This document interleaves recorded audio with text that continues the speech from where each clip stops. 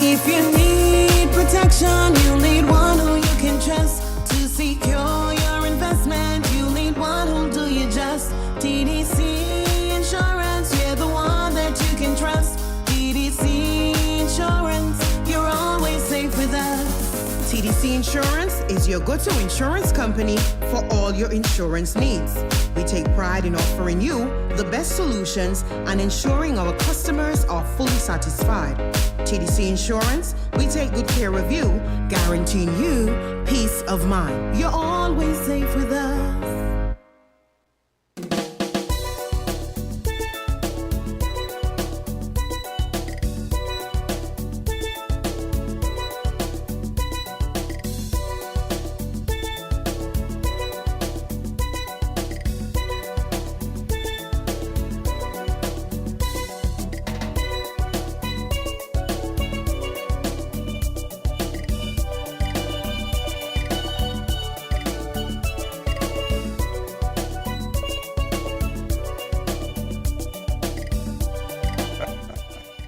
Hey, once again, good morning to our viewers and listeners up there. For those who were tuning last Friday, you would have gotten a bit of conversation that was aired. Hold on. Yeah, but I'm going to have to call it back. We were being treated with some tweets by these PRO of the 50th anniversary committee. Did I get it right? Oh, you're going to correct me. I will. Yes, and we're speaking. You got the voice of Miss Camilla Lawrence, the PRO of this committee. She's here with us again, and she actually brought the legends. That's a big deal. That's a big deal. Yes. I'm not going to say what Joe Biden said. No. Okay, but it's a big deal. So I'm going to ask you to take it away. Right Introduce away. yourself and the guest in the Good studio. morning, listeners. This is Camila Lawrence. I'm here as the PRO for the organizing committee of the 50th and 45th anniversary celebrations of the Caribbean Netball Championship won by St. Kitts in 1973 and 1978. It is important to note that back then we fielded two teams. So Nevis had its own team and St. Kitts had its own team. So that's why you're not hearing St. Kitts Nevis. In 1979, it was followed with St. Kitts Nevis when we participated in the World Cup Netball Champions. But today we have the living legends from the themes in 1973 and 8. And so they're going to introduce themselves and we're going to have a conversation. So they'll tell us. Last week I tried to relive the experience, but they're here to bring it firsthand of how they experienced it. Shall we get a drum roll? Ladies, take it away. Welcome to the studios of Win FM. And of course, we're so very happy to have you here and be part of your celebration. Good morning, listening audience. Want to get a little closer to the microphone? Good morning, listening audience.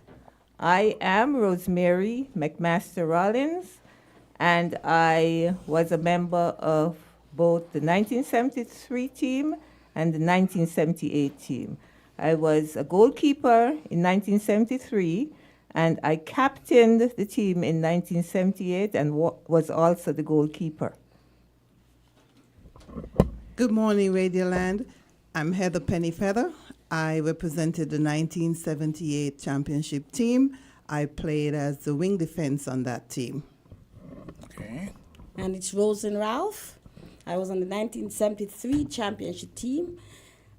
I was a versatile player focused on center and wing attack. There's somebody mentioned that they were actually goalkeeper. Goalkeeper here? Okay. So, Yes. netball has been a big thing in things going back, as we say, some 50 years. And we've had challenges in terms of funding and organizing. You would have had a management team in place. Any of the managers here? Anybody sat in manager seat? Who's here at the moment? No. Just the players There's the players. right here today. Okay. And when you were here last Friday, you spoke about some of the events that will begin to this epic and Week-long celebration. Yes, so we started yesterday. We worshipped at the Antioch Baptist Church. The message was succinct. It was related to sports discipline and the benefits of that.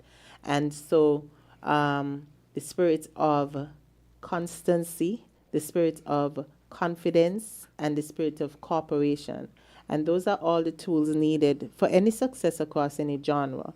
And this is especially truthful of this team. I've had some time to spend with them, and boy, are they together. I think that has been a bond that has kept them thus far, and why we're able to bring the vision of our Dame, Her Excellency Marcella Leiber, to light. Her hope is that through sports, and particular through the resurgence of netball, that we can get back to a place of worldwide recognition for sports, not only for winning, but for the life skills that it provides for all players. Discipline, time management, all the civic duties that we sometimes forget that sports is fundamental in developing. So we started at church. Today we're doing media rounds, and that's why you have the living legends in studio. It is important to note that all the players are alive and well and are represented here in St. Kitts this week. On Wednesday, they'll be doing, on Tuesday, the most important of the events is a relaunch of the primary schools agenda. So there's going to be a launch of the primary schools competition at Government House. And on Wednesday, there is community give back. This is when the players will be going throughout the communities to look for those unsung heroes that would have contributed to their success. Very laudable. On Thursday, there is a fun day where you'll see the legends in play with a symbolic pass.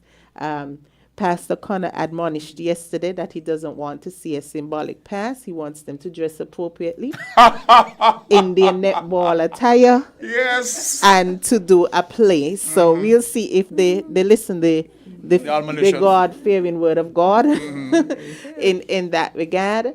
There's a fun zone for kids, the mechanical bull, all sorts of fun activities. There's also the cabinet ministers or prime minister. Deputy Prime Minister will also be there for a shootout competition along with other members of cabinet. It's going to be a fun afternoon, entertainment by Sister Sensia and Pino. Everyone should come out and see our living legends in play. On Friday, they're going to do a nostalgic walk. This was very important to them as they saw it fit to relive every bit of the experience while they're back here on island. So they're going to take that walk that they normally did, whether they will After the games? After their games, After the practices from too. from Netball Complex down to what is now Port Zante, but which was the pier. And on Friday, that's Friday I just mentioned. Yes, and on Saturday there's a gala which wraps up the week where the players will be acknowledged for their contribution in a award ceremony at Government House. Tickets are $200. They're on sale, but the idea is to celebrate what was accomplished then, because it has not been done again since 1973 and 78. So as you see them here acting all modest, like they don't know they're really huge, phenomenal, big deal for St. Kitts. I was going to ask a question because I think I missed where you said that event on Thursday is going to be. Where? Pamela Tyson Netball Complex. Yes. Are there any entrance fees for that? No, it's totally Open to free. public? It's totally free. Some of the activities, of course, will be for money. The cash bar, Fundraiser? Okay. and so on. A fundraiser, yes, for our present netball teams and so on. And that's Thursday at Netball Complex. Okay. In the meantime, I'm going to ask a question. How recognizable do you think you are? You're actually on a live stream, but you guys go to is that in the studio so people can see that in that in-person interview? Which in person? Is that is it? If we're doing that? Yeah. Yes, that's a In the studio, not Yes. the radio. In studio. Television. In studio. Because the people who will pass you along the way you may have on your shirt, but not recognizing you as the person who would have Definitely. played this epic role in history development. So that would be good also. It will be done. So look out for the news item tonight. You come like you're on the team. Well, I'm just thinking because you mentioned unsung heroes. You Yes. are unsung heroes, and the more recognizable you are, people will feel proud to know you, want to come up and greet you and say thank And I'm you. sure the ladies can attest that it has been done while they're here. And people walking up to you and saying they see you and so. Of course, Yeah. of course, especially at church yesterday. So before we go on, I want to take this opportunity to recognize Dame Marcella Liebert, the Governor General, for having the foresight to do something like this for us. I mean, after 45 years, you relive the memories, by yourself. But to visit home and be recognized, Celebrated, honored. celebrated, it's really special. And the So, honor of it all. It's, The honor. of course, It's an honor of course. So to be recognized I and say want to thank you, you appreciate it. publicly say thank you to the Governor General, the Marcelo Liebert. I know back in the days when we were playing netball and rushing on each other, we never foresaw that this would happen, but good job, girl. Yes, it's a big thank deal. you. and it's so amazing. It's so amazing because we haven't seen each other for such a long time, and it's like nothing happened. Yeah.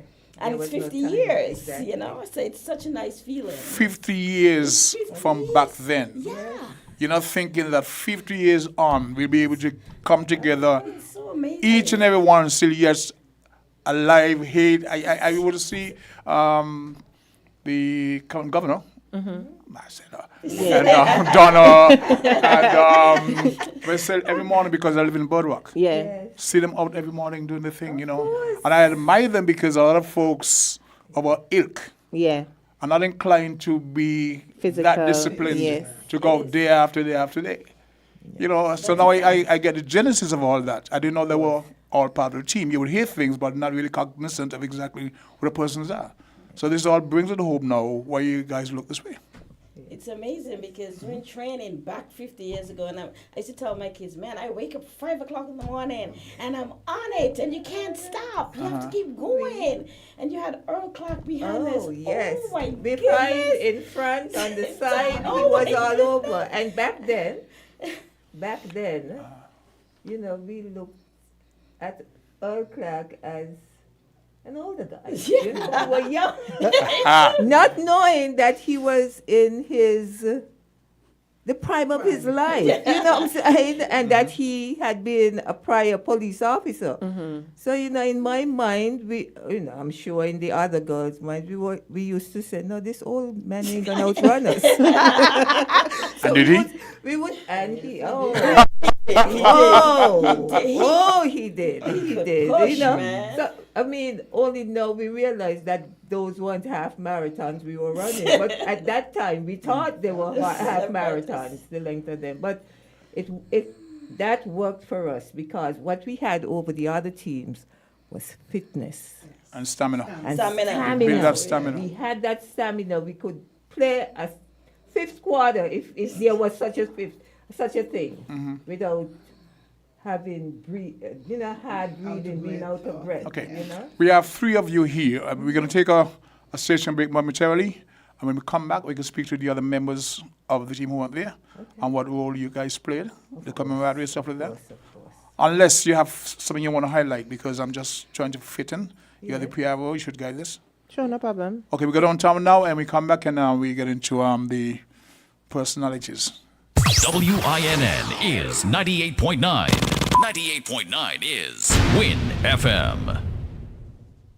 Hey kids, drink healthy! Reduce sugar chubby with the same great taste. Lots of magic fruity flavors, drink the more healthy way. It tastes so yummy, chubby, chubby, yummy. 25% less sugar chubby. Be active, be healthy, drink lots of chubby. Kicking, football, playing cricket, having fun in the sun. It's chubby. Reduced sugar chubby keeps you cool and refreshed. It tastes so yummy, chubby, chubby, yummy. 25% less sugar chubby. Jumping rope, running races, have fun. It tastes so yummy, chubby. Drink the more healthy way!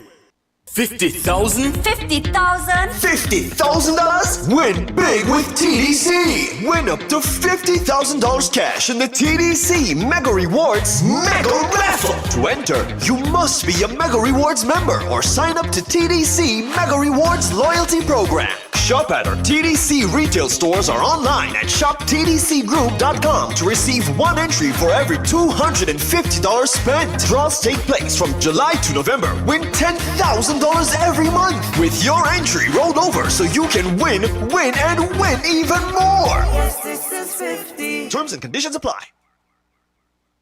Are you ready for the summer? Need a plan like no other. Stay connected when you're on the go. Sign up premium for internet and get 1 month free, plus a chance to pay $0 for the rest of the year. Plus, get a chance to win free data, gas vouchers, $500 cash weekly, grocery vouchers, Fed tickets, and more. Switch over to Flow.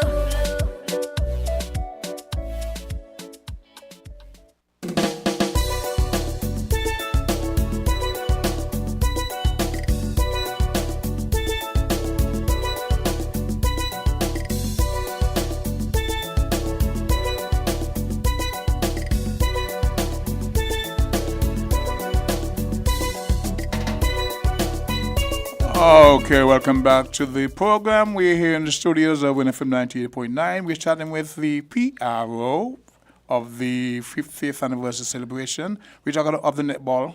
What am I saying? Anyway, Miss Camilla Lawrence is here with some legends in the studio, and we were talking about some of the experiences they've shared. I was asking before we went to break, we were doing the break, about some of the other team players and all that whole interaction. You were the captain, Miss? Yes, in 1978. 1979, Yes, 78. 78, And you were saying that you were chaperoned by a certain person. I was chaperoned by Dr. Simmons in 1973 because I was like 15. And I think, we had to get permission from her guardian to take her. It was, and Dr. Simmons was just looking at me, and I couldn't do anything. Boss Larry was my roommate. They had parties and everything. We were in Grenada at that time. This was where? This was in Grenada. In Grenada? We Or were Trinidad? like Carifta cottages. Remember we were traveling after yes, the yes, yes, and yes. we wanted to go party, and You're not there for that. Rosemary and I sneaking out. Dr. Simmons is right there. I'm like, no. But it was Two of the youngest. Yes, there we at were. that time. It was. Those were some good old times. You know, you look back and you kind of bonded with everyone who was a part of the team. You know? Give us the name of some of the other players who are not here with us at the moment. Okay, so I was the goalkeeper. Then we had Altier. And team captain. And That's team 78 captain. that you're talking about. Yes, 78. 78. Okay. Yeah. And then we had Altier Ryan, who was the goal defense. We had Heather Pennyfeather, who was wing defense. Jennifer Byron Nero, she was center. Wing attack was Mildred Manchester Sargent. Okay, yes. Goal attack I know her. was Marcella and the governor. The governor. The GG. I need to train myself to say that. And the goal shoot was Carmen Versailles. And we had the extras we took were Brenda Jeffers, Pearl Blanchard, and Shermel Williams, and Joan Tuckett. Okay. Joan Tuckett. So You did an excellent job with your memory Memory? there. Because you have it there? Except for Technology. Sonia Warner. Sonia Warner, yes. She was in 78 too? She was in 78. Oh, she's 73. 73, Okay, you did yeah. excellent. Excellent. Yes, You did yes. good. She was 73. Yes. Yes. So, and that team bonding that we had, you know, we were so synchronized that we didn't have to talk much on the court. We just made eye contact, and everybody knew their role, what to do, when to do it. I've spent 24 years in the United States military, and I've never had the opportunity to work with a team that together. Wow. And that says a lot. And I just came from another radio engagement, and another player who's not even in this room said the exact same thing. I've worked in places for 30 odd years and never had that same team dynamics like I had there. Who are the coaches? The coaches. Players, who were you guys' coaches? We had Let's see, from you've been the quiet one so far. Let's Alfonso, Alfonso Bridgewater in who 78. Yes, who traveled with us. And then we had Earl Clark here, who instilled discipline in us too, because he was no joke. We had the drill sergeant, police. Yes, we had to show up on time and participate.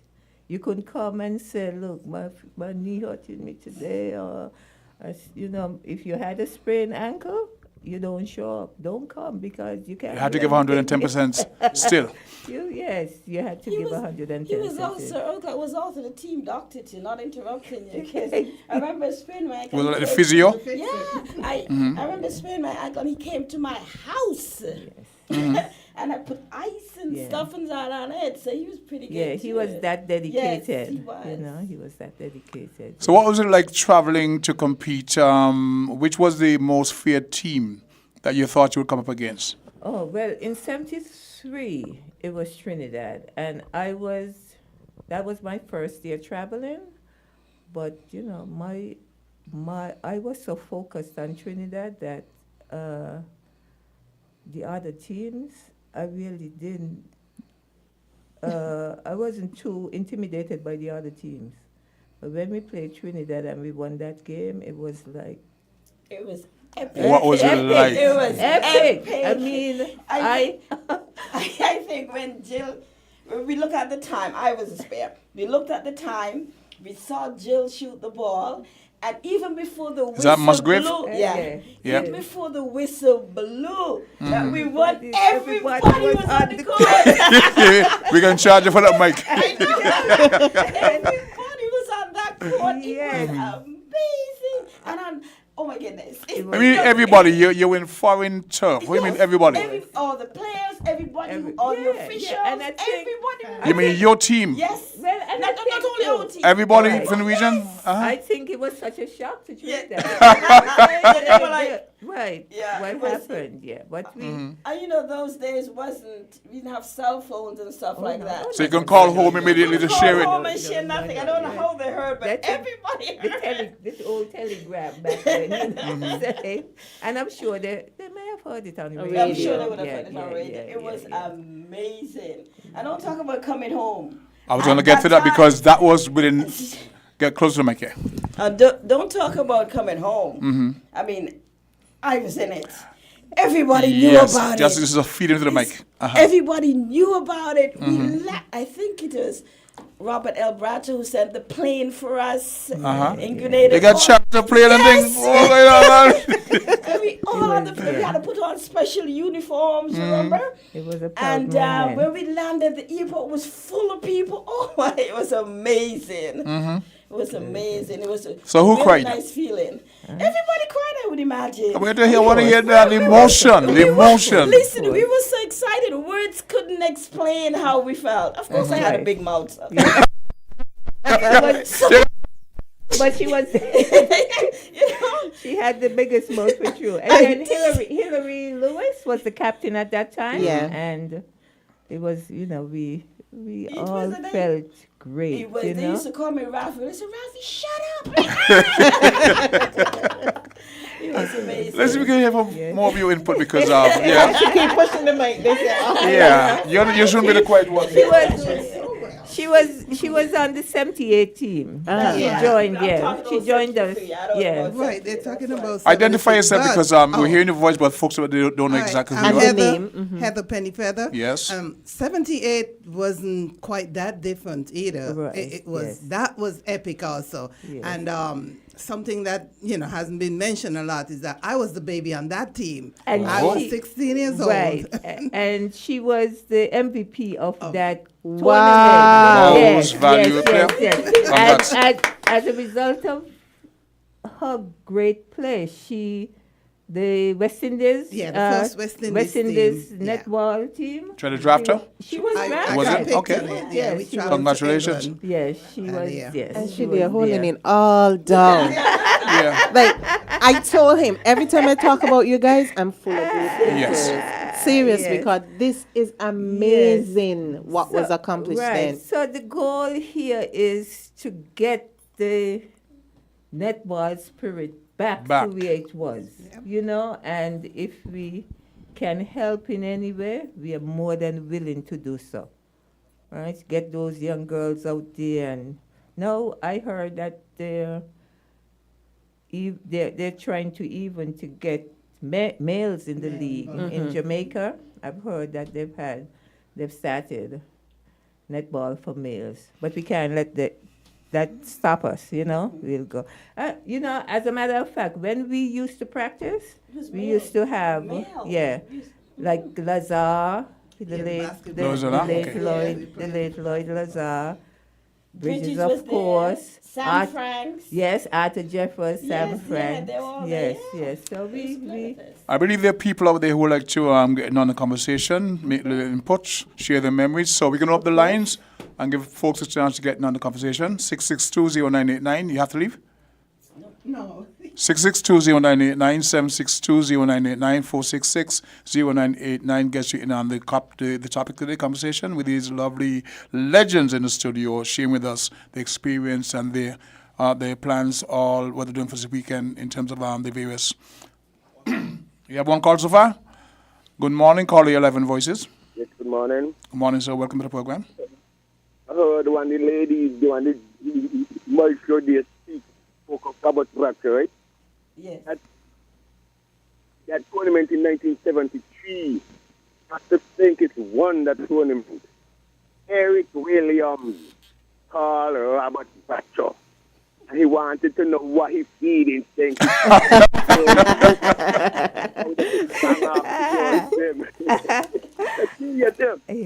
It's Ralph, Danny Ralph. It's Ralph. It's baby son who used to sell between Crags and Caesar shop. I remember many a days you used to come by the chair and pick up this and pick up that.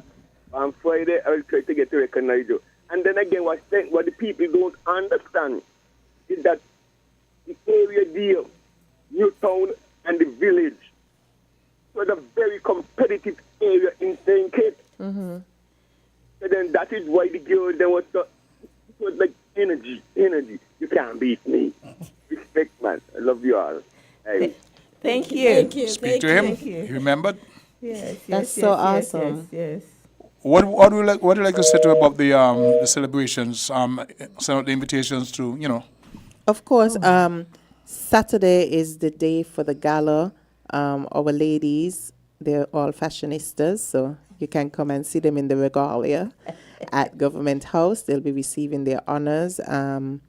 I'm so happy that this time has come to recognize them in such a tangible way and bring back focus to sports development and what it is in real life. I would have seen some of these ladies around and never knew at all. Correct. Until I got involved. A matter of fact, I placed Rosemary's picture on my status, and one of my contacts in my phone said, "Oh, that's my stepmom," and I didn't know. Right? So and I know Trent's mother and so on, but you really didn't put it all together that they were all this huge team that went to big places and made big teams look like nothing. That's right. And did big things. Yes. And proudly, they're all accomplished in their own personal lives. So it shows you that there's that discipline, the discipline sense of of camaraderie. Yes, of sports and fairness, equity. It translates outside of the court. So it gives inspiration for women like myself and other young girls looking on to know that we can achieve the highest order. Look at honorable. Well, you see, we're so local. To that. I want to get to that in a second because let me jump into it. Who is the person that will be presenting the trophies? That's all a surprise. Because I want to say it will be ironic. Succumb. Tickets are see, I don't want to be a spoiler to see the person who's presenting the thing was a former teammate who is now You're going to come. $200 at the tickets, 663-5001. And you mentioned outlets. Yes, the outlets. When you were here last. Juliet's Unisex Hair Salon. That's on Central Street, or better known as Lollipop.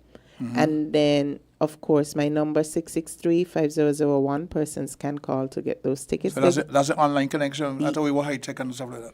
We celebrating. We're celebrating, so we can. Yes, people still like to have those physical tickets in their hand. It gives the sense of I am going and I have something to show for it. Mm-hmm. So we're right here. We go to the phone lines. Caller, you're live. Okay, let's see.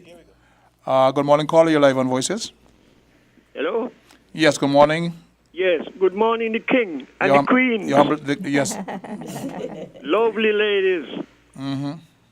1973, they make even the animals them smile and happy. With that great victory in Trinidad. Where it was Grenada of St. Vincent. And I could tell you, their victory has caused me to lose a half the pay. We owe you. Well, that's my what you call it there? Recognition and appreciation to you all. Okay. My contribution financial. Because what happened, I was building the airport at the same time when you all were playing. And I remember there was a plane with the statehood colors on it. Yes. And that was the plane that Mr. Bratcher sent for you all. Yes. And when that plane touched down, I was operating a scraper and I stood there, park up and watching you all till you all disappear out of my eyes. And one of the white guys who came down from England to build the pier, the airport. He come and he said, you know how long I saw you here standing? He did not appreciate the moment, huh? No. He said, what are you looking at down there? He said, well, come off the machine, go down there, and then you can go home for the rest of the day. So I lose a half of the pay from the victory.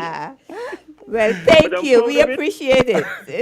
And I'm going to say, happy birthday to the queens of netball in the Caribbean. Very good. Doesn't matter how low down we are today. Oh, we'll get back. We'll get back. It is our goal that we'll get there. That's right. Well-disciplined people. So, again, happy birthday. Thank you. Coming in from Vince's Spider, a.k.a. Culture. Okay, Culture. You didn't know him. Okay. But he was one of our premier cycling champion. Oh. You know. He used to ride well around the island throughout the region, winning races on behalf of the federation. So we thank him for that also. Right.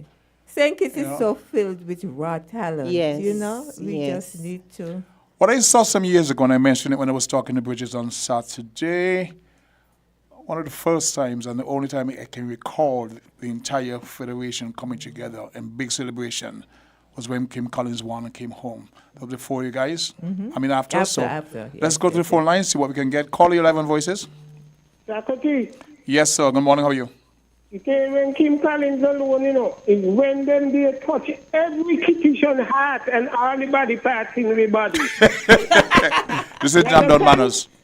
73 and 78. See? Them girls touch everybody. That's why we're supposed to leave the job be out of it and Larry make them feel proud. This is the time now to appreciate. It's overdue. And they're all yet alive. It's overdue. Yeah. I was digging for one thing, because I talked to him about a banner with the whole team, 78 and 73, right down in Victoria Square, that when the children them pass and they see them girls in uniform, they're going to say, who that? Jill? That tall woman there, Jill in Musgrave? Well, who this?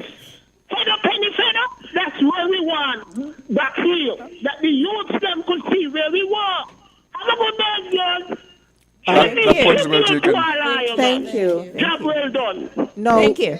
The acknowledgement of the legends is not over, and that's why we are inviting persons out to the various activities. So come on out Thursday, and there'll be more visuals, visuals that you can see. So every single time. And I'm sure as we go along with bringing back this sport to remembrance, there'll be more prominent places of display. Right now we have banners across the street. I don't know if you ladies have noticed, but your pictures are aerial already. Oh. Yes. Along that street with the, what do you call it, Keon Street. By Greenlands area, there's a banner already there, and somewhere else positioned, I think it's 4th Street. So as you observe, you are really big deals. So soak it on in and appreciate every single commendation, because you know us locally, we don't say things unless we mean it. That's so it's for people to be coming all up to you. I was trying to leave church and I couldn't leave because you ladies were still there. Everyone wanted to speak and touch and take pictures and so on. Oh, well, okay. Let's take this call and then have some to read after. Caller, you're live on Voices. Yes, good morning. Good morning, sir. Welcome. Whom? I like to salute Engine Room, the 1978 championship. He said it had a penny feather. There you are.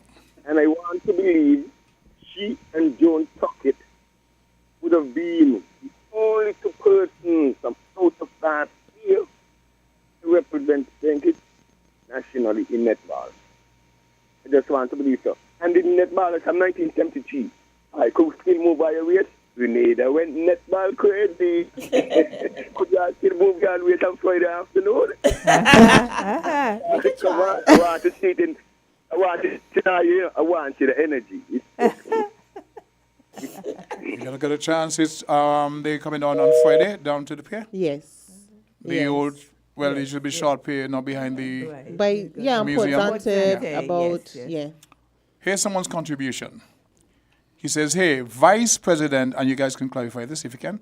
Vice President Simmons told me that he was the one tasked with the responsibility in 1973 to contact Bradshaw and the government to coordinate the arrangements, the Welcome Home team. Yes, I heard Okay, he was the Vice President then of the Netball Dr. Simmons? Association, yeah. Yes. Okay, so this comes from Val Henry. Yes. People know the history. Yes. So he just sent the contribution, and I have something else. But yeah, okay, this is my granddaughter. Yeah. I've heard lots about the celebrations in the streets. Like, what was that like? Were you guys down in the road, dancing, wailing? How was it? Like, No chaperone needed then? no chaperone. No chaperone. No chaperone. But it was, once we landed, I think, when we came out the plane, I think the airport was packed. And then there was I think it was a motorcade the same day. Yes, so we went right through the land the same day. When we came back, there was music. I think even there was a calypsonian who made a calypso song who sang for us. I'm not sure.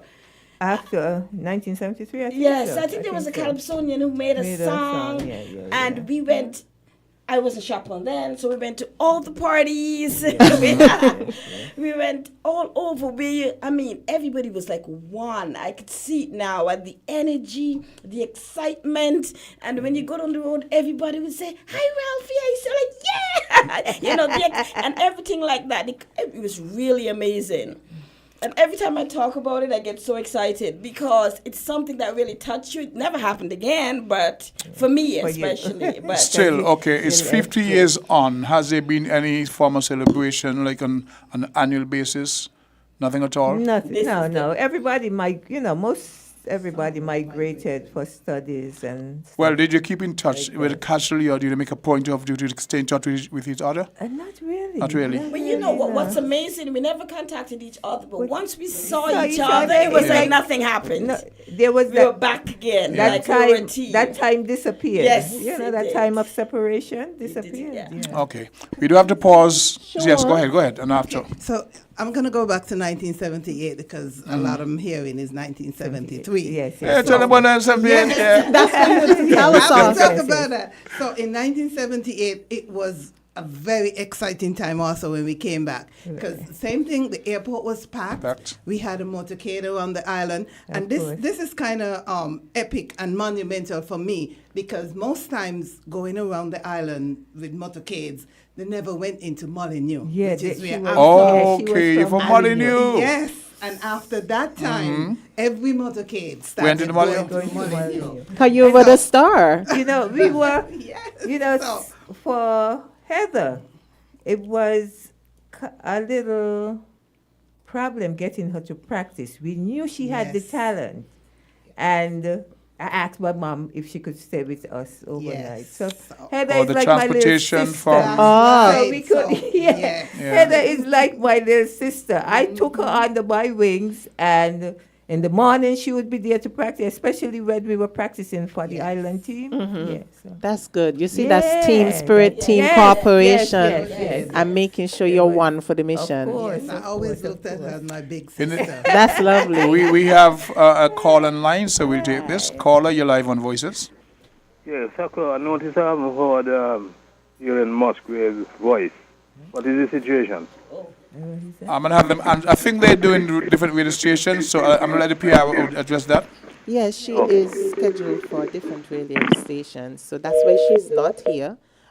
We have 18 to 20 players, so we are making the most of the rounds. We can't all be in one place. So Miss Musgrave is in fact scheduled for one other station. Okay, Carl, I think that would have answered the question because it crossed my mind, but there are only 3 persons here. And based on what the PR said, they would have to be spread out strategically to reach as many persons as possible. I think this morning her first stop was here at 9 o'clock on Island T. So Miss Musgrave was here this morning. Yes. We go back to the phone lines. Caller, you're live on Voices. Good morning. Morning, yes, sir. It was the Calypsonian that wrote a song that very said night, Mighty Controller. Okay. You should be able to recall it. Say, Grace behind the whole ball with Grace.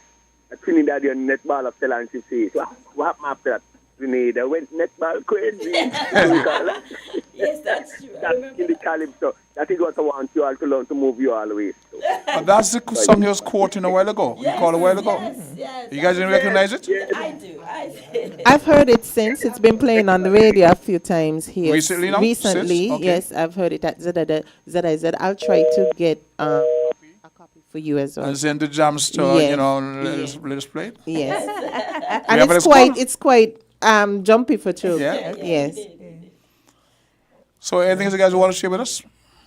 I mean, you have tons of stuff, apart from the program, which we want to repeat as often as possible, and where tickets are available, and, you know, the different things. Anything you want to share, any personal memory? So I just want to say that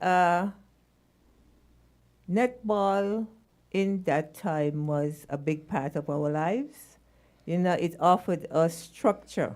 You know, we were able to focus, and we had the commitment to do well, and to do well every time we were on that court. Sense of purpose?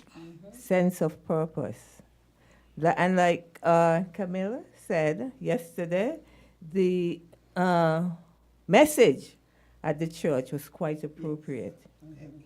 Very appropriate. He talked about the sense of consistency, which we had to be consistent every time we got on that court. Confidence. Even though we knew we were looked at as the underdog, they couldn't tell us anything. We went on that court with focus, and we knew that we would win, you know. We did our very best every time we stepped on that court. And I think that is what made us special. That's true. I'm going to save you for last. You have all this. Every time we talk about it, I get so excited because I don't think, and as a matter of fact, for me now, I can fathom how the kids aren't playing netball. It just doesn't, because it doesn't make sense how it's not where it was, you know what I mean? But I can remember that the commitment that I had personally, I don't even remember missing a game. I don't even remember missing a practice. You know what I mean? I want to be the best there was. And I'm sure everybody had that same thing because we all were there. We never missed a thing. But I wish that the young adults, the kids nowadays, could find it within themselves that they could say, this is what I'm going to do, and stay at it. Because if you stay at it, something comes out of it. We sometimes make comparisons about the many distractions the now generation have compared to what we had. And we fault them for that not being that disciplined and focused because all the different, the internet, the media platforms, all, you know what I mean, and such. But that's a different story for a different time. I know if you're given a chance to speak to them, you will be able to impress them. Molyneux? He's a Molyneux. I'm going to close with me. Hold on. Let's call her first and then come back to you. Caller, your live on Voices, please. Got a caller, your live on Voices. Good morning, and how are you? I'm okay. The ladies are here. I think they're fine. Wonderful. I just want to share my happiness with the netballers who enjoyed that success. The voice sounds familiar. Yes, it's Emilita. Also netballer. Okay. who had the privilege to play with some of those while I was still a little girl. When they hear one about Emilita. Who Emilita? Stop. Emilita Warner. Yes. Okay. Yes, I did play with some of them as part of the Coca-Cola Shamrock netball team. We did have some good competitions, you know what I mean? But I am so happy for the team, and I'm so privileged to be a part of their celebration, because we were the last set of what they left behind when they move on. So we were able to have that discipline and went on. But, you know, things change standard when you have all this competition coming in. But we will get back there, even though the structure has changed a bit. We will get back there to the top. Of course. Yeah. I have no doubt in my mind. Congratulations, ladies. Enjoy it, enjoy it, enjoy it. While you're alive, enjoy your flowers. Thank you. It's a good thing, eh? To be given that honor. While you can appreciate appreciate it. It's so true. Okay. All right. Thank you for your contribution. Now. Thank you. Right. Bye. Okay, and so I want to close with sort of being an advocate for the teams and the villages that are outside of Bastia. If you know, we structuring and, you know, trying to revive the netball, if we could put a little bit more effort into including those teams that are outside of Bastia, you know, because there's a lot of talent out there. Of course. Yeah, so. And I looked at the match pass for the opening of the 2023 Netball League, and I saw that there's a team from Sadlers. So, you know, that same energy that we put into football, we need to put that same energy into netball, right? We got two callers on the line. Caller number one, you're live on Voices. Yes, good morning, the King. Good morning, Mr. Brown. Yes, we could touch on his open line. We're dealing with the netballs right now and the 50th anniversary celebration. So after the mid newscast, we can go into other topics. Oh, good. Well, let me say highly congratulations to our winning champion team 50 years ago. Beautiful. That's it? Right? Yes, and I have been watching a number of the 50th anniversary events and things, and we must say, you ladies are looking fine for over 50 years. I didn't want to, but who said about over 50 years? I'm thinking 40. I'm thinking 40. I mean, looking at them, I'm guessing, you know. I ain't going there. At Pastor Connor yesterday, and you are looking like a bunch of young, exuberating, still look like you all could go and bring us another championship. So, ladies, we have to say highly congratulations, and we are happy to see many of you all are still around today after 50 years. Okay. So we would say thank you all for what you have done for our nation and what you all are doing, and keep, you know, doing what you all doing. Looking good, ladies. Bye. Thank you. Thank you. Is the next call still there? Okay, let's go down to one more time before we because we have to stop. This clock keeps throwing me off. That's the issue up there. We're different. We're 98.9. 98.9. Win FM. Are you ready for the summer? Need a plan like no other. Stay connected when you're on the go. Sign up for internet and get 1 month free, plus a chance to pay $0 for the rest of the year. Plus, get a chance to win free data, gas vouchers, $500 cash weekly, grocery vouchers, Fed tickets, and more. Switch over to Flow.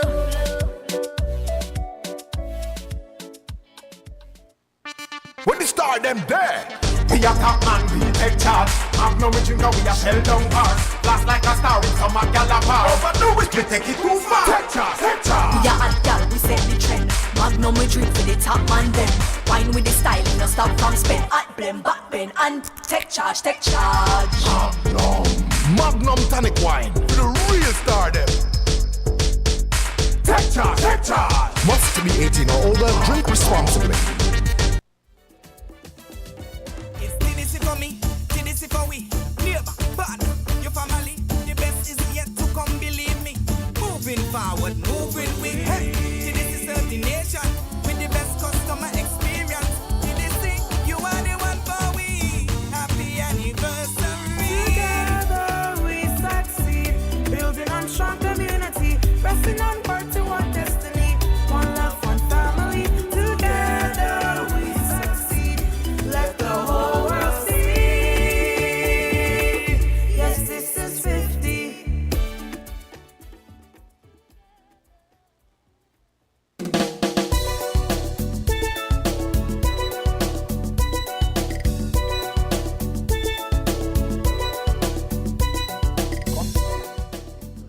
Okay, 4 minutes up to the midday hour. We think we have a call on the line. We'll take that now. If not, no call. Okay, we got about 4 minutes, folks, to wrap up this morning's segment. And of course, we're in the presence of legends and PROs, and so let's leave it to the PRO to take us out. Well, it's been an absolute pleasure to be a part of the organizing committee. I know that Her Excellency. You say, it's Bina. It is a true pleasure. I mean, behind the scenes part, yes. The right? organization. Yes, it is a true pleasure to be a part of this experience and to relive it as much as possible. Even with the goosebumps. Even with the goosebumps, because it strikes a feeling of being proud. Pride.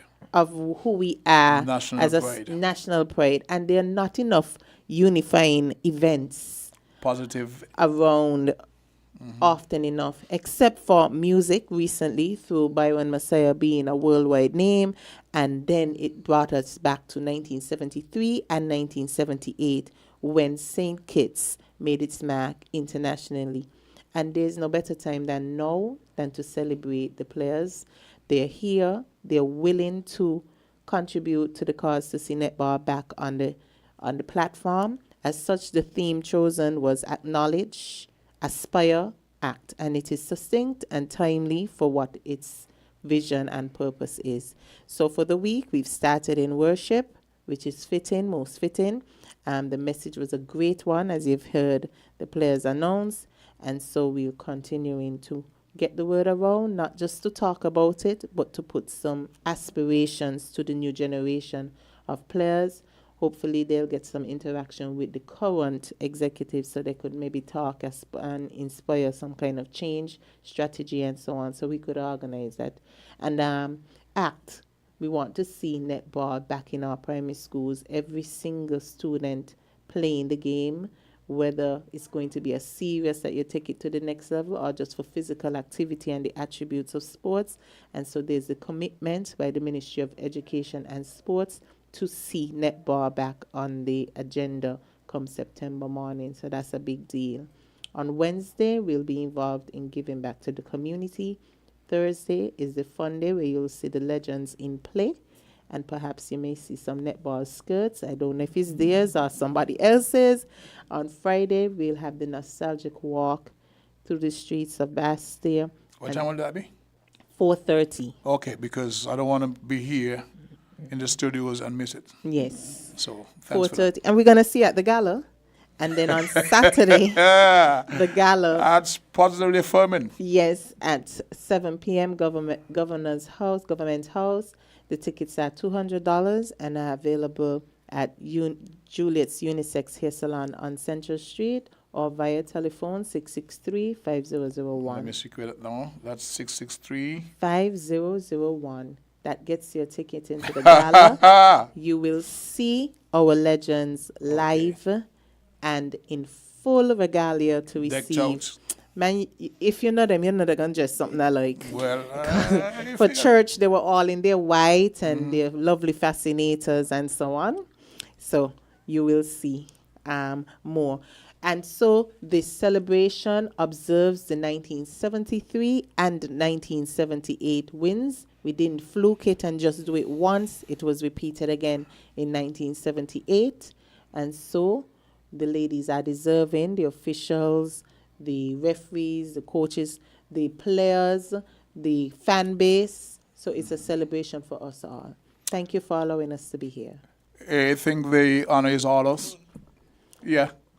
Okay. After that noon, we're going to go to the midday newscast. But once again, thanks for being here and continue with celebration. We now pause for the Win FM midday newscast. We're different. We're 98.9. 98.9. Win FM. We now bring you the headline news. The headline news is brought to you by Caribbean Alliance, KDP Enterprises, The Grange, and Carib Brewery.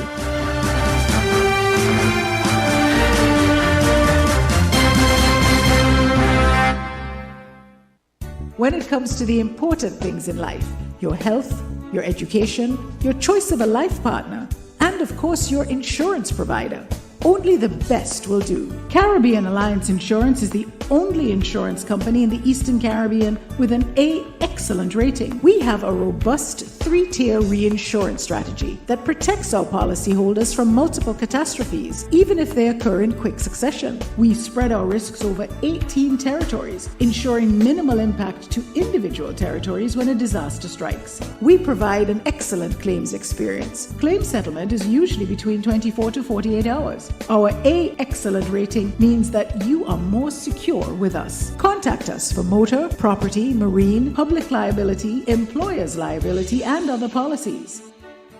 Dalil Walwyn, people you can trust. Local agent for Caribbean Alliance Insurance. Tomorrow secured. Shipping your cargo shouldn't be a hassle. It can be as easy as a single call to Amerijet International, your worldwide cargo transportation solution. We provide all the services you need to ship your goods anywhere in the world, whether your shipment is fresh, frozen, large or small, alive or hazardous. You can count on Amerijet to deliver it safe and sound. Amerijet International, by land, sea or air, we get it there.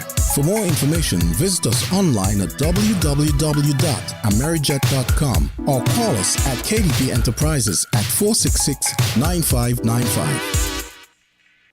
Did you know that the Grange Healthcare Facility is the first purpose-built, non-governmental healthcare organization on St. Kitts?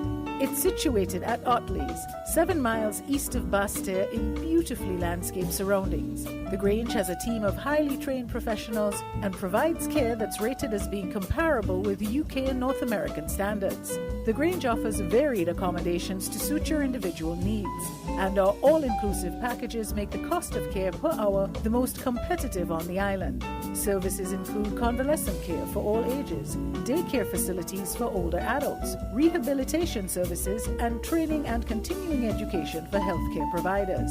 For more information, call 466-5525 or 465-8020. Fax 466-8221 or email thegrangehealth@gmail.com or visit our website at www.grangehealthcarefacility.com. With over a century of perfection behind the Mackeson name, a smooth blend with perfect balance and richness, it's no wonder Mackeson Triple Stout has a legacy of perfection. Enjoyed the world over. Introducing our new look with the same great taste. Mackeson. All hail the king. Please drink responsibly. With the Win FM headline news, I am Yulana Weeks. Locally, missing vessel Playboy and occupants found off the coast of Saba. The Royal St. Christopher and Nevis Police Force issued statement on recent spate of robberies.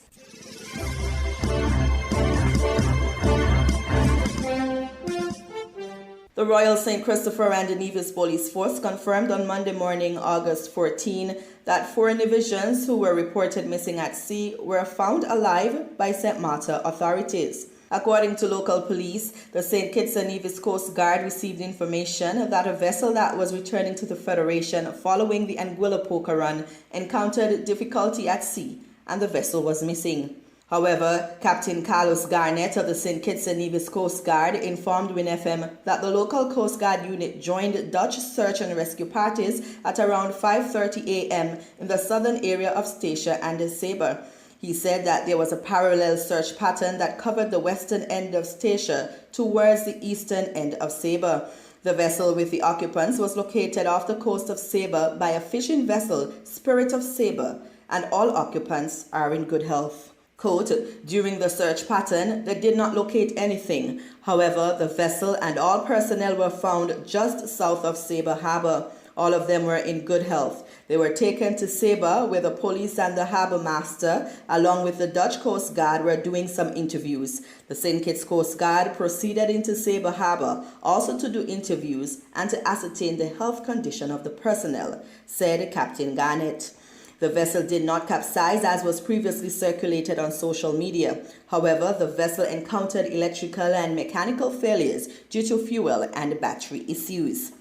Garnett, shortly before WINNFM Midday News on Monday, August 14, 2023, said the personnel of the vessel Playboy will be transported to St. Kitts on board the Coast Guard. However, the vessel will remain in Saba until the sea condition becomes better and the issues with the vessel are rectified.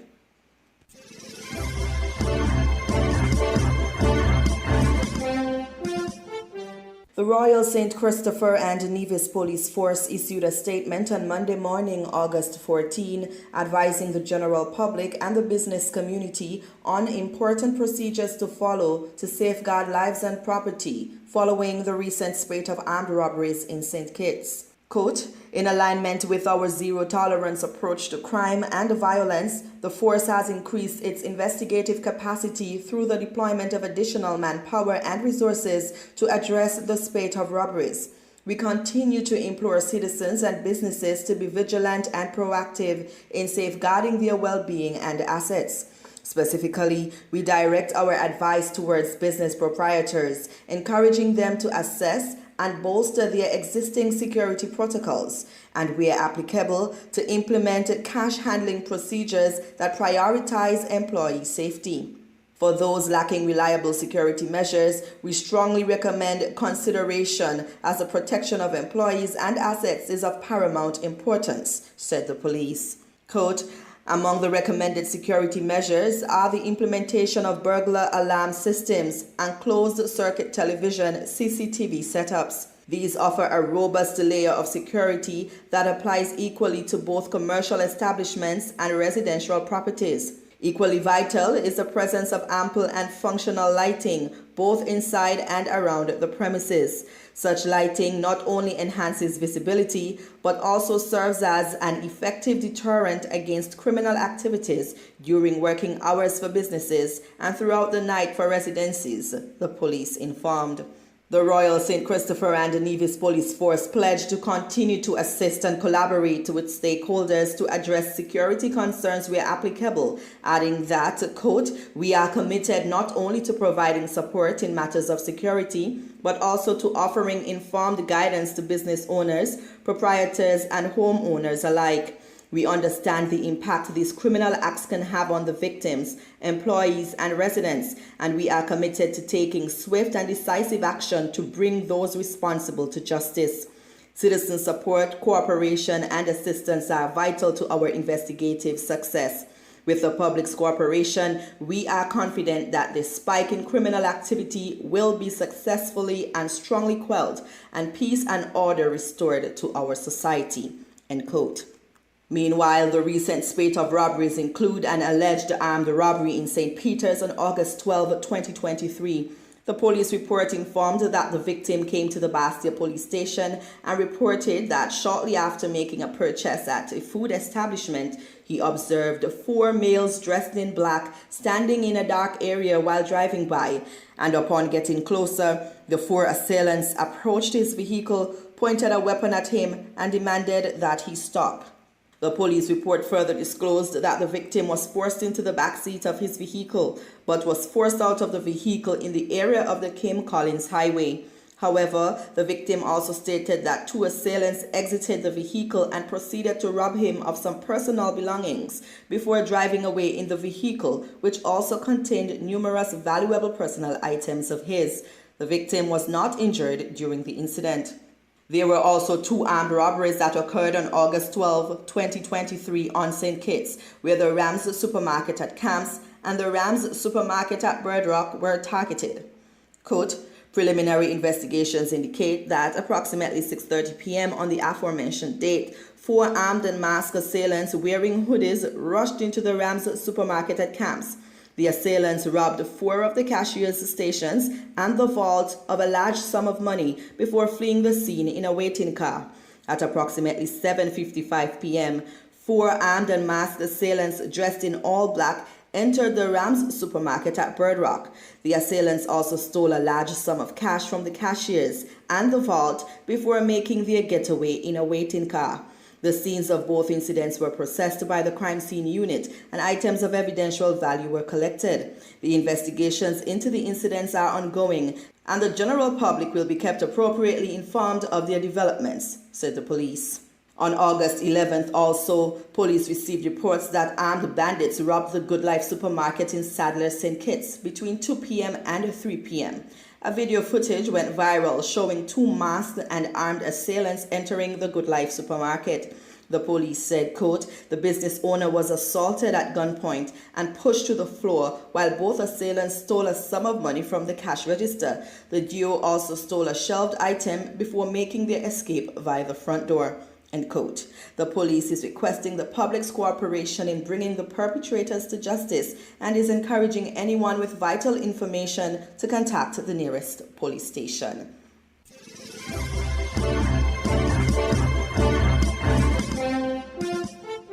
Regionally, the Davis Cooper administration pulling an unexpected move over the weekend.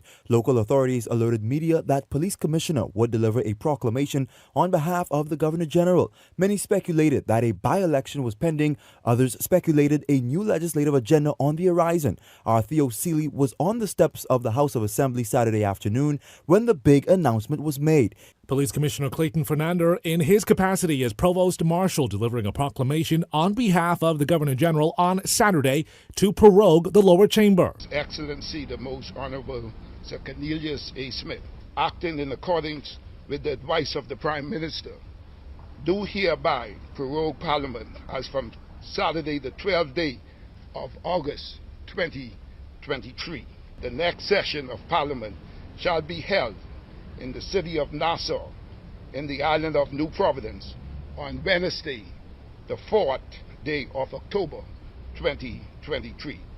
Does this signal that a by-election is on the horizon, as a sitting MP has been charged with rape, assault, and threats of death? Certainly, you're allowed to speculate. I wouldn't think that any of the things that you have mentioned really are any reason for proroguing the House today. I don't foresee a by-election. I don't foresee a general election. I don't foresee any of those items that you have mentioned. That's Attorney General Ryan Pinder, and he says government prorogued the House to ensure that a new legislative agenda can be rolled out. He opted to focus on the good that has been done in the first 2.5 years in office. The AG highlighted everything the Davis Cooper administration has been able to accomplish ahead of Saturday's proroguing of the House. We lowered VAT right away in order to be able to provide a stimulus to the economic rebound for the country. We put Bahamians back to work. All of the hotels are full. All of the financial services industry is doing well. The construction industry is booming. If you want a job, you could find a job, maybe 2 or 3.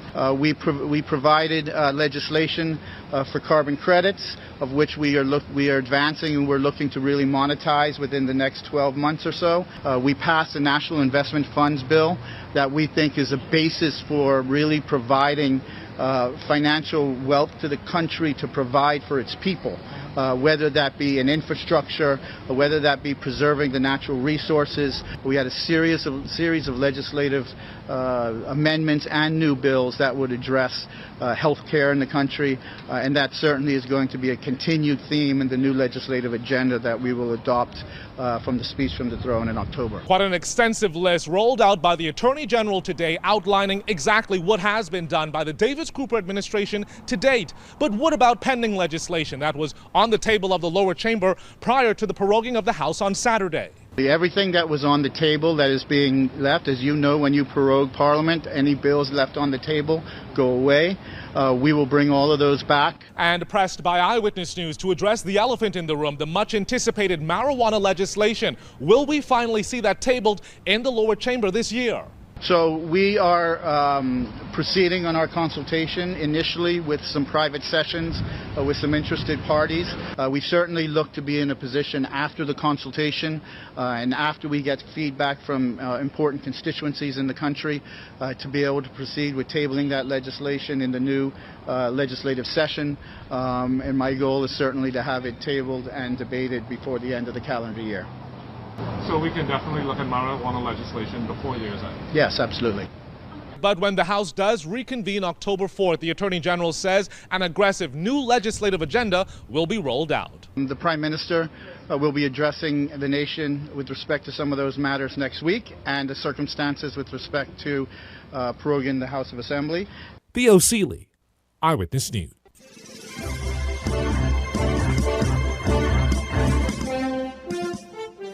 Internationally, in a surprise result, Javier Milei, the far-right candidate who calls himself a lion, won the most votes in the primary elections on Sunday, with promises to revolutionize Argentina's economy. We are facing the end of a model of the caste, a model based on the atrocity that says where there is a need, there is a right, of an aberration that is called social justice because it implies an unfair treatment before the law, a model that translates into an enormous deficit. Milei is compared to Donald Trump and wants to dollarize the economy and shut down the central bank. Argentina has been struggling with an economic crisis for many years, and people are disenchanted with politicians who have failed to address the problems that they face every day, among them very high inflation. There is frustration, there is anger, and that's why people say they're in desperate need of change. The center-right candidate Patricia Bullrich, a former security minister and political activist in the 1970s, lost many votes to Javier Milei.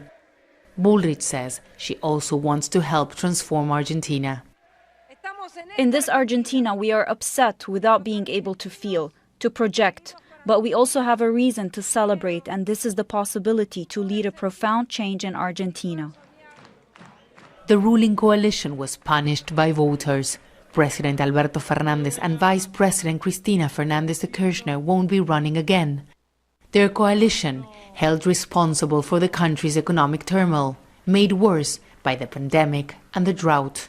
We are going to fight until the last minute because we are sure that in Argentina, work, our rights and public education need to be defended, and that cannot be changed. Presidential elections are 2 months away, but the primaries show people's feelings across the country. Many are tired and are willing to vote for anyone that will promise radical change. Teresa Bo, Al Jazeera, Buenos Aires.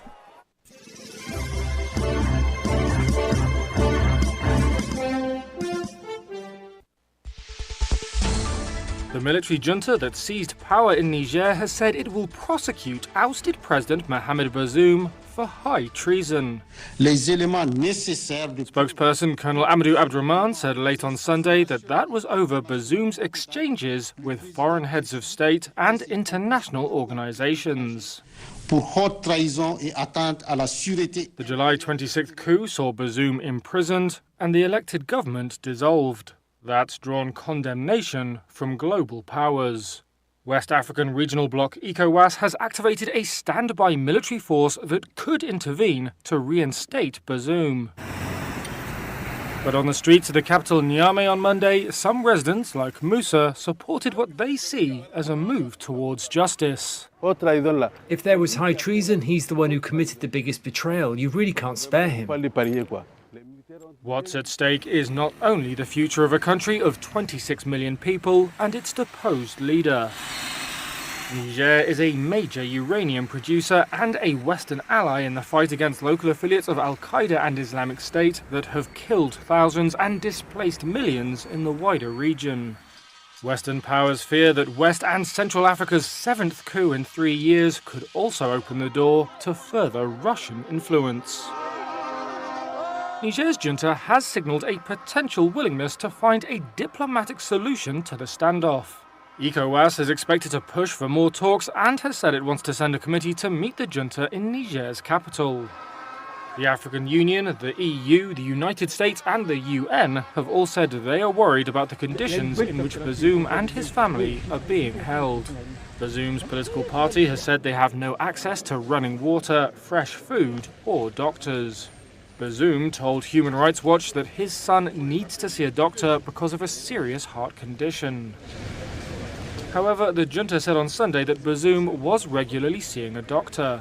The last visit was on August 12th, it said, adding that the doctor raised no concerns about the health of Bazoum or members of his family. That was the WINNFM Headline News. The headline news was brought to you by Caribbean Alliance, KDP Enterprises, The Grange, and Carib Brewery.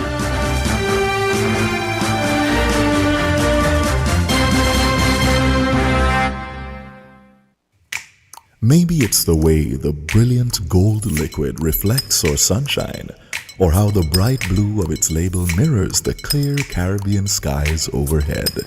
Maybe it's the fresh, crisp taste of this beastly cold beer on a scorching hot day.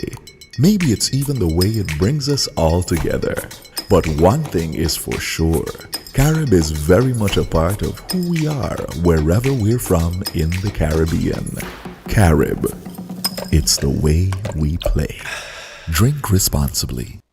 Did you know that the Grange Healthcare Facility is the first purpose-built, non-governmental healthcare organization on St. Kitts? It's situated at Otley's, 7 miles east of Basseterre in beautifully landscaped surroundings. The Grange has a team of highly trained professionals and provides care that's rated as being comparable with UK and North American standards. The Grange offers varied accommodations to suit your individual needs, and our all-inclusive packages make the cost of care per hour the most competitive on the island. Services include convalescent care for all ages, daycare facilities for older adults, rehabilitation services, and training and continuing education for healthcare providers. For more information, call 466-5525 or 465-8020. Fax 466-8221 or email thegrangehealth@gmail.com or visit our website at www.grangehealthcarefacility.com. Shipping your cargo shouldn't be a hassle. It can be as easy as a single call to Amerijet International, your worldwide cargo transportation solution. We provide all the services you need to ship your goods anywhere in the world, whether your shipment is fresh, frozen, large or small, alive or hazardous. You can count on Amerijet to deliver it safe and sound. Amerijet International, by land, sea or air, we get it there. For more information, visit us online at www.amerijet.com or call us at KDP Enterprises at 466-9595. When it comes to the important things in life, your health, your education, your choice of a life partner, and of course your insurance provider, only the best will do. Caribbean Alliance Insurance is the only insurance company in the Eastern Caribbean with an A excellent rating. We have a robust 3-tier reinsurance strategy that protects our policyholders from multiple catastrophes, even if they occur in quick succession. We spread our risks over 18 territories, ensuring minimal impact to individual territories when a disaster strikes. We provide an excellent claims experience. Claim settlement is usually between 24 to 48 hours. Our A excellent rating means that you are more secure with us. Contact us for motor, property, marine, public liability, employer's liability, and other policies. Dalil Walwyn, people you can trust. Local agent for Caribbean Alliance Insurance. Tomorrow secured. Found the sound 98.9 WIN FM.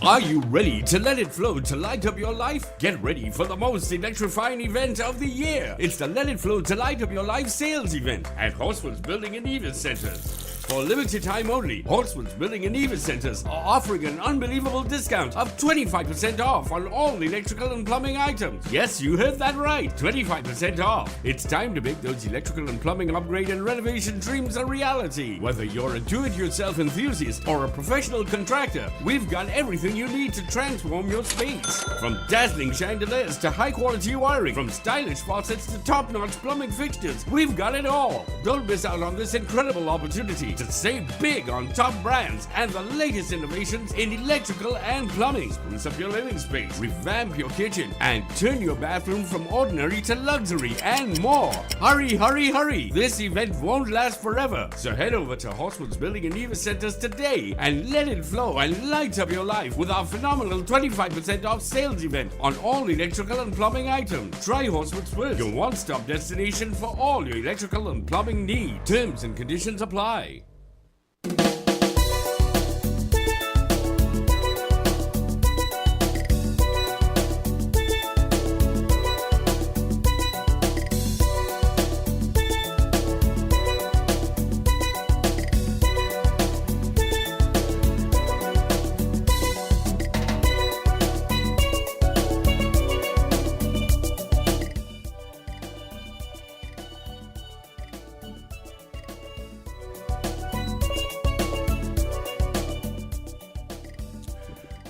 Good afternoon to our viewers and listeners out there. Welcome back to the second half of Voices. At this point, we gone already? Okay. Okay. You can't make any off-balance jumps, but that's okay. Okay, hold a second. Is it gone already? Yeah. Right. Okay, beautiful. So, we had a very interesting discussion this morning with the legends and netballers who won the tournament in Grenada 50 years ago. And they're doing a media blitz about the programs that forms part of that 50th anniversary celebration. We have with us in the studio another mega star in her own rights, in the person of Miss June Gishad. Is it Gishad, right? Gishad, yeah. Pine. Okay. Gishad Pine, right. And we are going to embark on a little discussion called Parenting Here and Now. But before that, I want to read a bit of good news. We've had so much bad news over the weekend. This reads, in a heartwarming turn of events, a fishing boat owned by Nicholas Johnson from the Beacon of Hope for the families of friends of four individuals, formed Beacon of Hope for the family and friends of four individuals, Kyle, Todd, Sabo, and a young lady named Diamond had gone missing at sea last night, sparking a desperate search and anxiety within their community. However, the situation took a positive twist when the fishing boat spotted the drifting group off the shores of Sabre. The elation was palpable as the crew of the boat embarked on a daring rescue mission, bringing the lost individuals safely aboard. The collective sigh of relief echoed not only among their loved ones, but also across the region. Towed back to Sabre, the missing individuals are now safe and sound.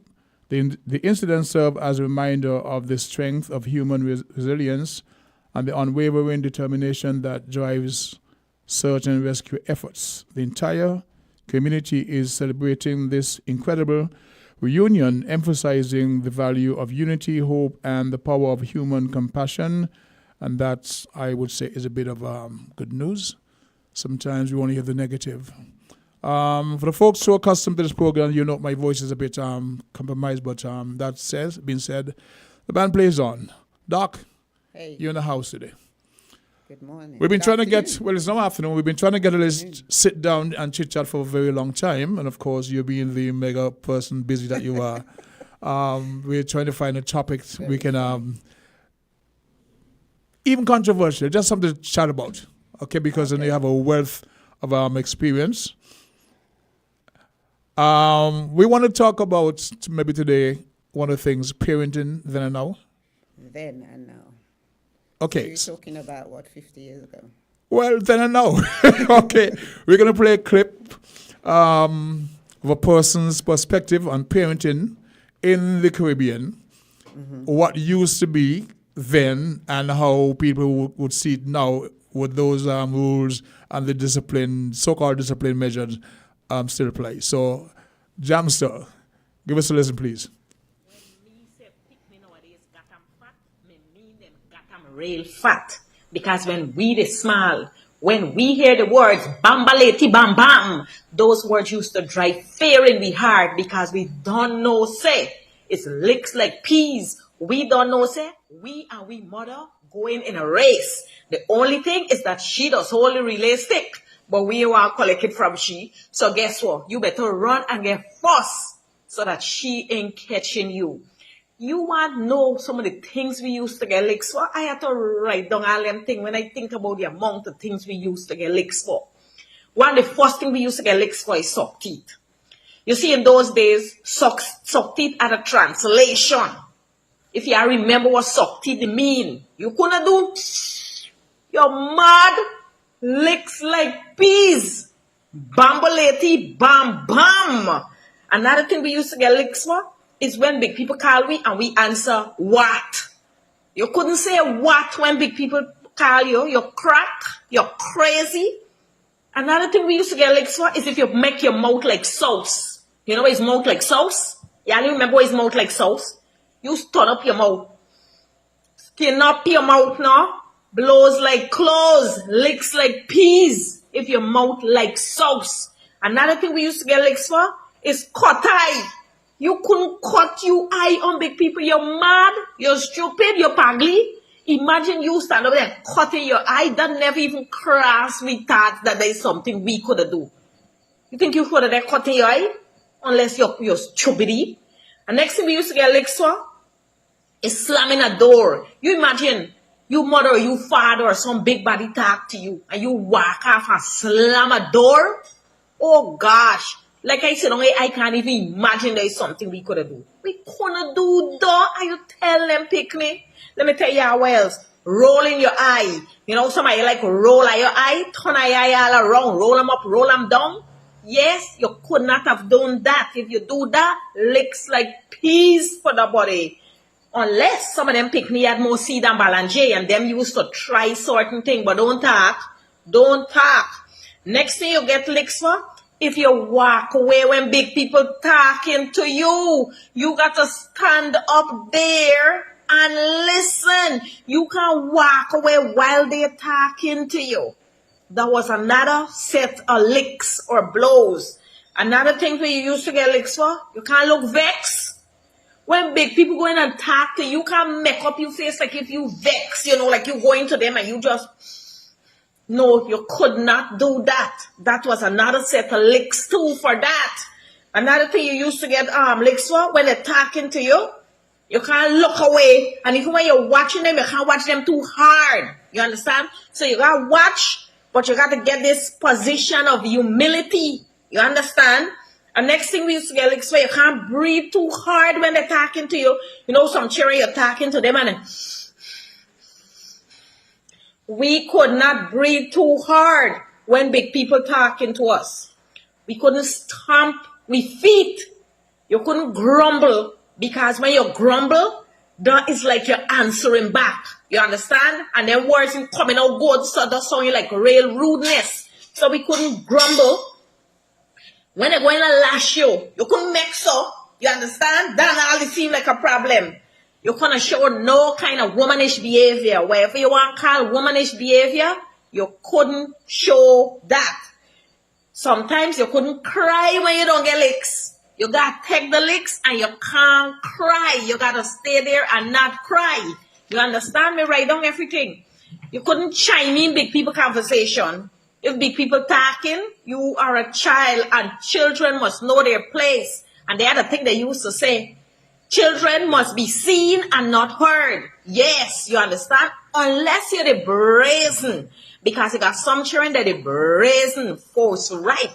They used to join in big people conversation or go and sit down under the table. Well, me, I can't talk. I used to go and sit down under the table and listen to the big people conversation. But I never join in. Because I always want to know is what big people used to be talking about. Yes. You could not turn your back when big people talking to you. Who are you? Turn your back? You mad? You crazy? Turn your back. Oh, my mama. That sound like something out of this world. First, next thing you couldn't cuss. No cuss word. No curse word. Some children get an old mouth. Wipe out and scrub out with soap and brush. They would wash out the cuss out your mouth. That's how they used to do it when we been small. You couldn't watch big people like when cow bust rope. I ain't got to explain to you why it's cow bust rope, but you could not look at a big person like when cow bust rope. And the next thing, when they call you, come right away. I can't imagine we saying, Mommy, I'm coming just now. No. When big people call you, you go right away. That is how it used to go. And you could not make styles on food. Whatever put in front of you, you eat it. You not make styles from food. Oh gosh, how you making styles from food? Like what kind of styles you making? You can't make styles on food. And the last thing, when an adult talking, you can't contradict and try to tell them the other story or the right story or what kind of story. Them days the things we used to get licks for. So when you hear bambaleti bam bam, you don't know. It's licks like peas. Y'all know me story. I just start half and left half. Tata. Well, that was half of the story. And for those who are wondering or questioning, that's a Guyanese accent. And some of the colloquialism, like bambalady bam bam, we have to guess what it means. And when cow bust rope, so but we get the no, it's actually Guyanese. But we get the general gist of it. And we have here in the studio with us Dr. June Pine, Gishad Pine. And I want to get her perspective on that. At the same time, I'm going to ask the public to give it about 15 minutes to get into the chat, and then we open the lines to get your way in on this topic, which I call parenting then and now. Dr. Pine, your take on this? I don't think it's a coincidence that you're laughing about that. Well, Jam says also cracking up. Yeah. Jam says also cracking up, but get the mic a bit closer to yourself. Okay. Yeah. Okay. All right. If you all don't know, I spent 54 years in the UK, so I hope you can understand. That's where I first met you, by the way. Yes, that's right. When I was a Calypso judge. Yep. I met you in the UK.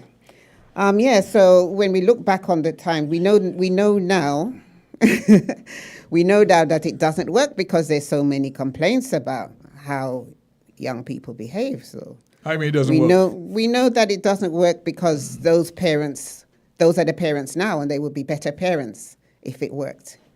And, point. And that's what I don't think we look at that the intergenerational generational cyclical issues of parenting. You know, a lot of us look back on our childhood sometimes with rose-tinted glasses, and sometimes see it as a nightmare. And it's hard to look back on our childhood with a very balanced view. We just kind of do headlines. I remember this, I remember that, this terrible thing that happened, or this really great thing that happened. But it's hard for us to look back on our childhood as a whole story. So I think what happens when we hear these comedy, well, I don't know if she was a comedian. No, is she a she's comedian? a real thing that happened. Real figure. Yes. She's a real figure. Mm-hmm. I mean, I remember being beaten by my parents, and I remember my dad used to be the one that was given the strap, the belt, to beat us.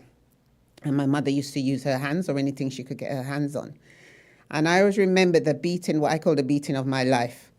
I remember being on the floor, on my stomach, and I remember looking at my back of my hands, and I saw the skin on my back of my fingers had split. It was bleeding.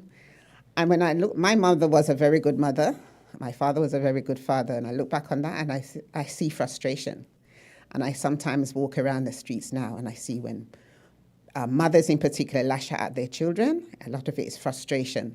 It's not really to do with what the child is doing. You know, the child might do the same thing, but the mum's not as frustrated. And when she feels frustrated, she will lash out. If she doesn't feel frustrated, she won't lash out as harshly.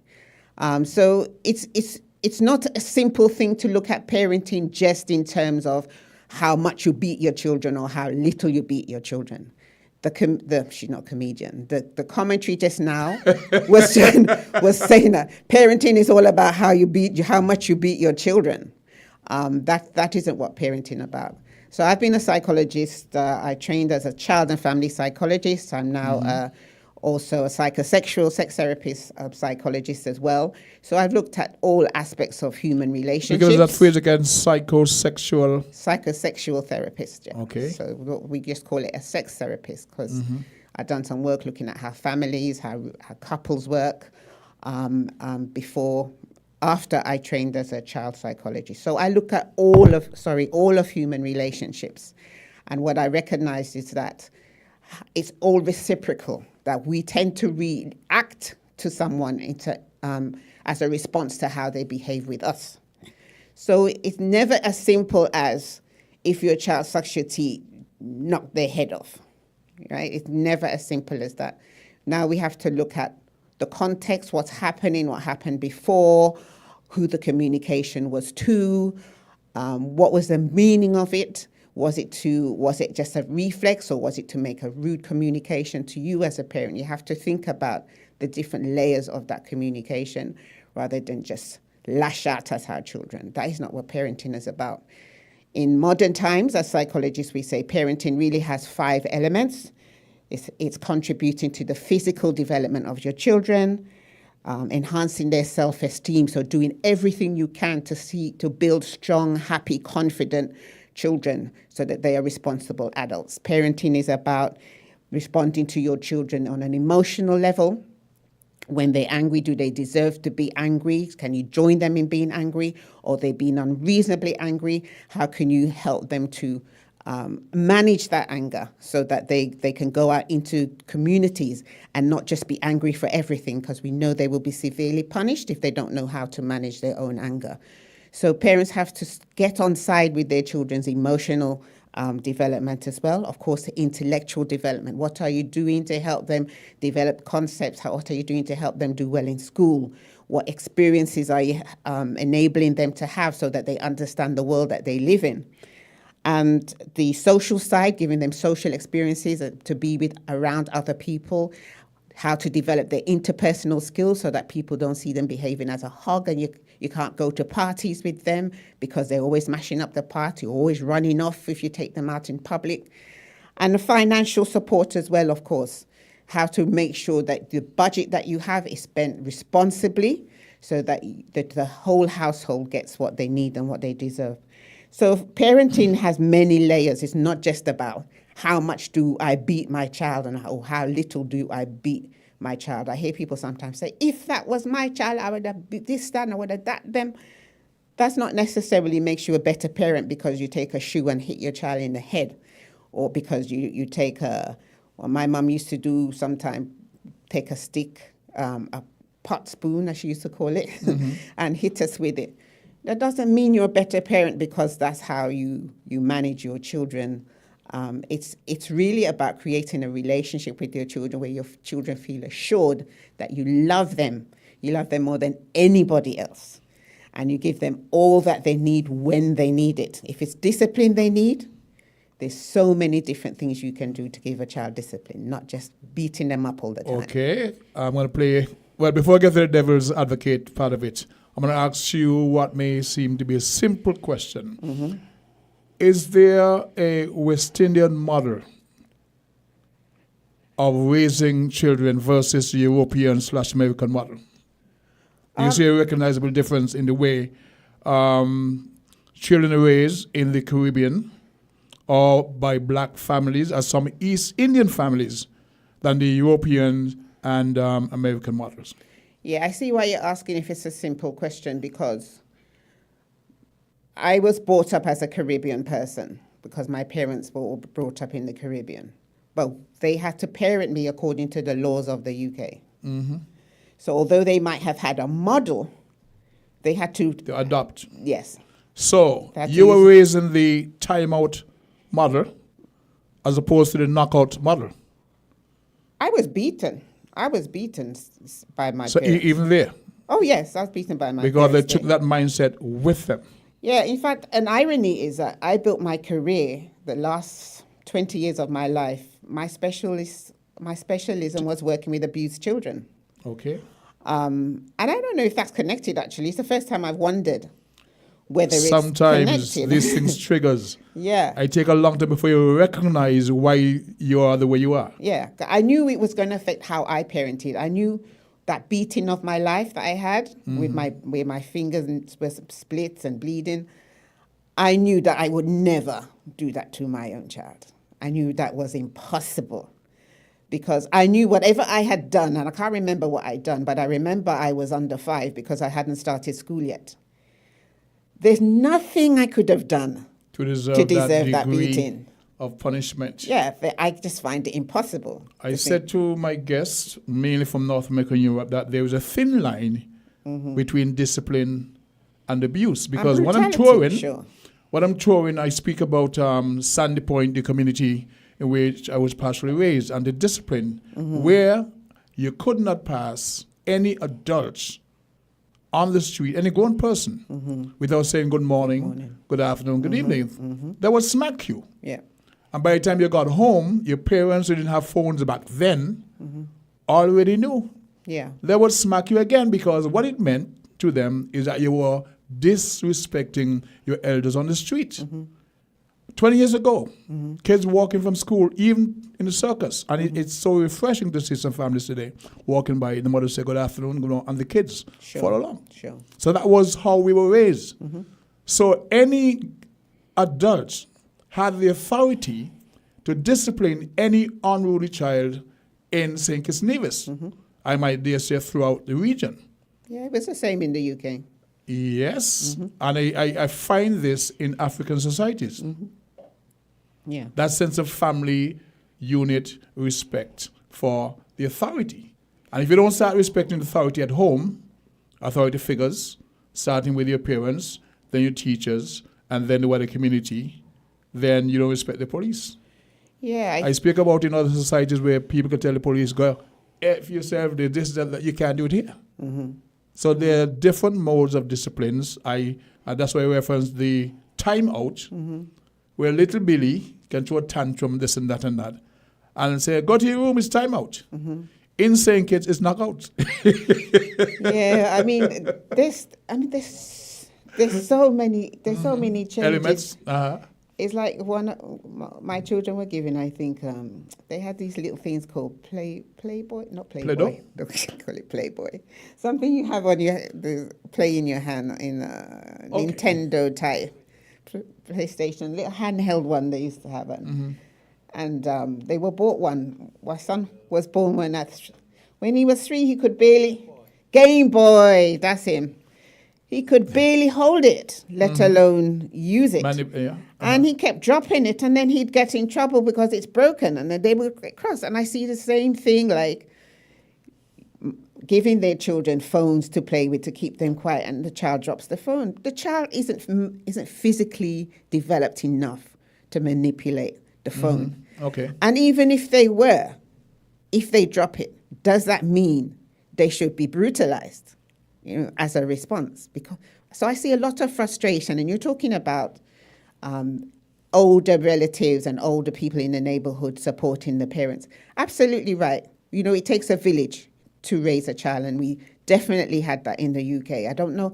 I think about 2000, the turn of this century, that started to fall away, where you would see someone struggling, and he said, that's her business, because who tell her to go and do this, and who tell her to be with him, and who tell her to do that.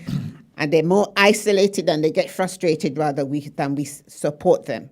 And I think that's one of the issues that we're seeing, the isolated, abandoned, deserted mothers showing a lot of frustration, and they're the ones who are brutalized, who may be brutalized. We hear the phrase about minding my own business.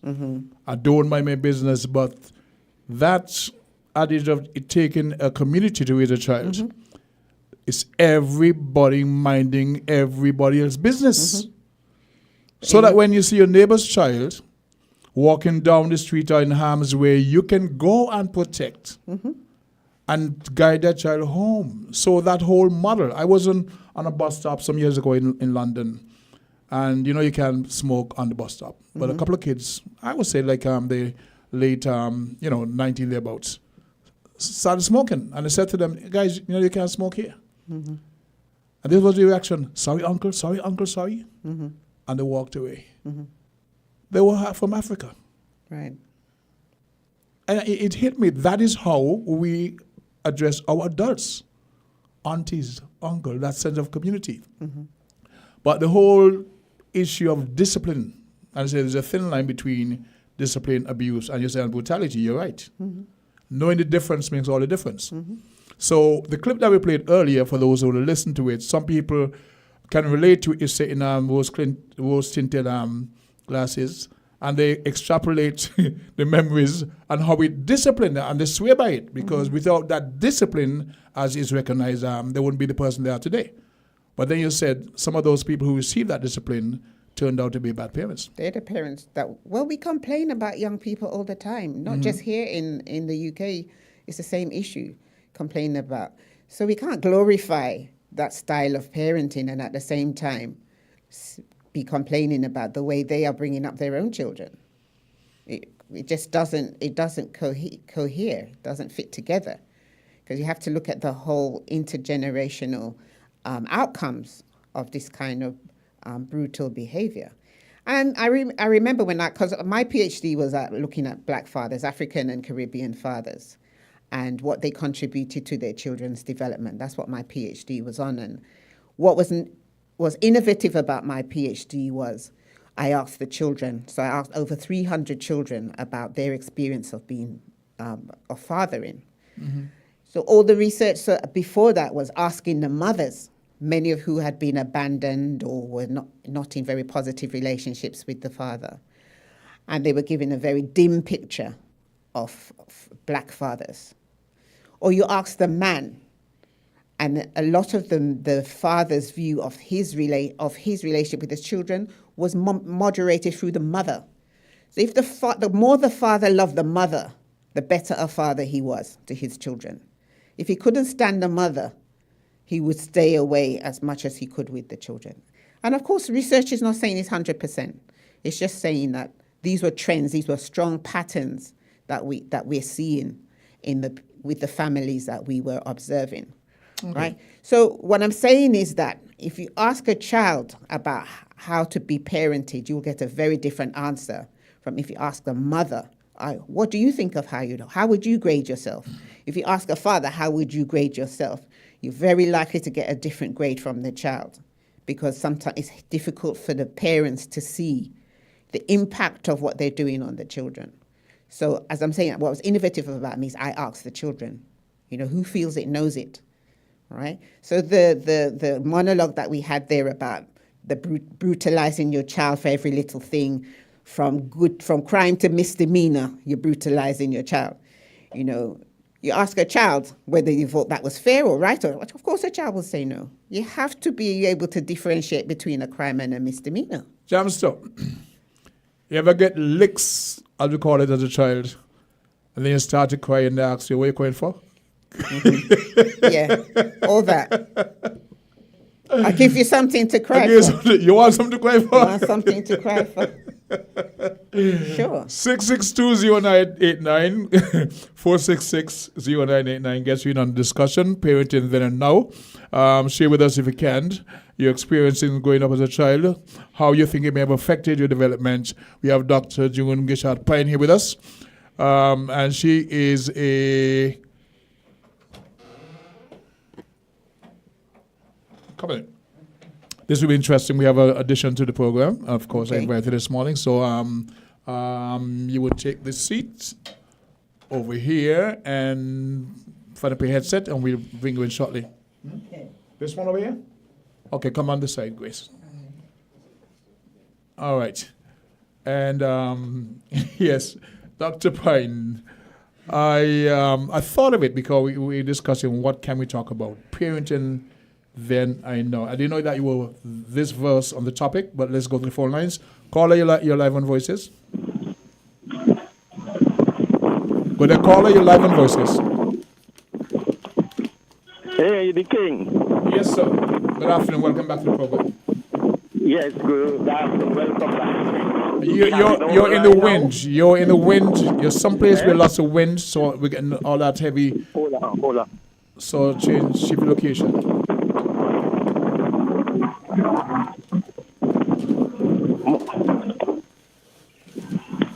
Yeah. You sound like you're in a wind tunnel, Carl. Eh? You sound as if you're in a wind tunnel. Much better now? It sounds that way. Go ahead. Yes. Yes, the king. Yes, sir. Yes, I want to touch on the culture I'm just gone. Okay, quickly, because we have a topic on the table. Go ahead. We'll deal with that Wednesday. Okay, appreciate that. Yeah, man.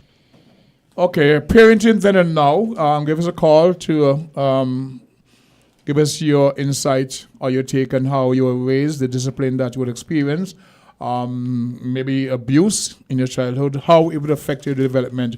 We have Dr. June Gishard-Pine here with us, and she is a clinical Child and family.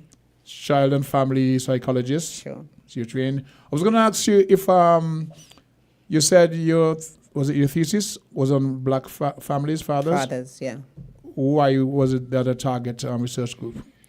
Well, I've had 6 children myself. Don't look so, but that's a different story. I've been in a long-term relationship. I've been with my husband 40 years this year, actually. The famous? 40 years this year, yeah. The famous? Yeah, the famous Dr. Courtney, Professor Courtney Pine. Okay.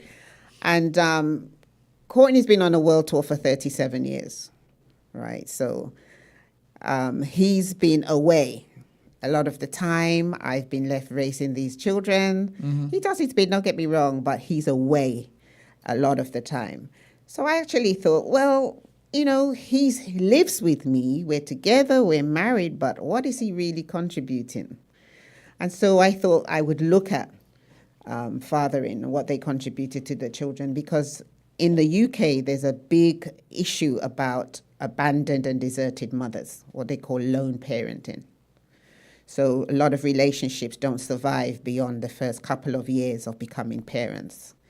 And they were wondering if that was one of the reasons why a lot of the children were underachieving in school. So a lot of the children, black children in British schools were not getting good results. Let's just call Doc. Caller, you're live on Voices.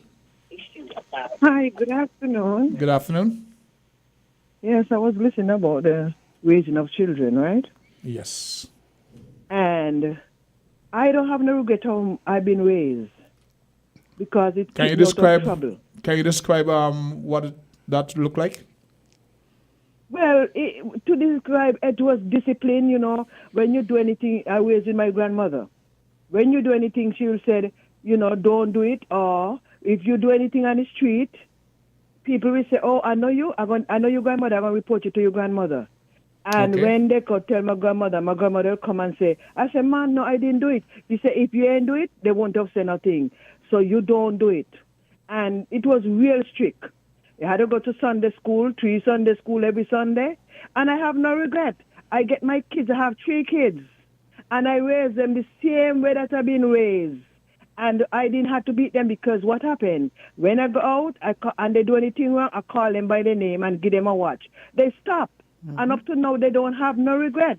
People, you know, think back and say it was abuse. I don't see it was abuse. That's the way they know. And that's the way they did it. And today's children, and it so surprised me, today's mothers and fathers, they raise they let them go. And so right now, that's why we have problem. You discipline the children them. The Bible says correct the child in the rod of correction. Don't spare the rod and spoil the child. Don't spare the rod and spoil the child, and that is the problem. Huh? Those days that we grew up, I show you too, and regret how you're being run. Can I ask you? never been. Yeah, go ahead. Can I ask you, caller, why didn't you brutalize your children? Because I was brutalized. Because you were not brutalized. Right. No. Right. If I do anything wrong, my grandmother beat me. I know that I'm not supposed to do that because it was wrong. Right. So right? And that's the way I raised my 3 daughters. Right. So I don't beat them, because I tell them when they do anything wrong, I just call them by their look. Mm-hmm. Stop it. Mm-hmm. Yeah. That's all I have to say. And they stop it, especially in abroad, because, you know, when my grandmother used to say, charity begins at home and it ends abroad. Mm-hmm. if you correct yourself at home, they correct you at home, and you go out, you behave yourself. Because you don't want them to go report to your grandmother. Same thing in school. You say even in school, my grandma used to say, if you go to someone's place and you enter in, do not sit down. Let them offer you. If not, you ask them, can I sit? And if you pull a chair from the table, make sure you put it back. Wow. So that is, I don't see it was abuse, nothing. And today, I'm so happy for that. My kids is not in no problem. I have a daughter there working with the detective, and she had to go on the live detector test. And her family, her mother, it so happened that she had to call a teacher who teach her in school. And they tell them that her mother was a strict mother. Because she had to go on the live detector test. Here's so what I I don't put. see. So here's what I put out. There is a thin line between discipline and abuse. Knowing the difference makes all the difference. And in some cases, children have been abused in the attempt to, I would say, teach them discipline. My father spoke. My father spoke. And the third time, he will give it a strap. But after that, he would sit me down. And I would now have to explain to him that I understood why. Where's my mother? Anything to her hand, blap, blap, blap, and she done. But father, actually, he will speak to me first. And then I figure, well, I cool. He says, stand up, take off his strap. But the same thing. I get in my 3 daughter strokes. If you try to block one, you get 4. Right? I bought my daughter up here in school, and she went to school, finished school up here. And, they don't up here where? Children Up here where? Where you calling from? In New York. Okay. And she came up here at the age of 13, and she went to school in New York. And I tell them that they don't beat children in school, and they disobeyed in school. But anyhow, the teacher called me and tell me you disobey in school. I will beat you right in front. I will beat you right in front of the class. And when I tell them, test me.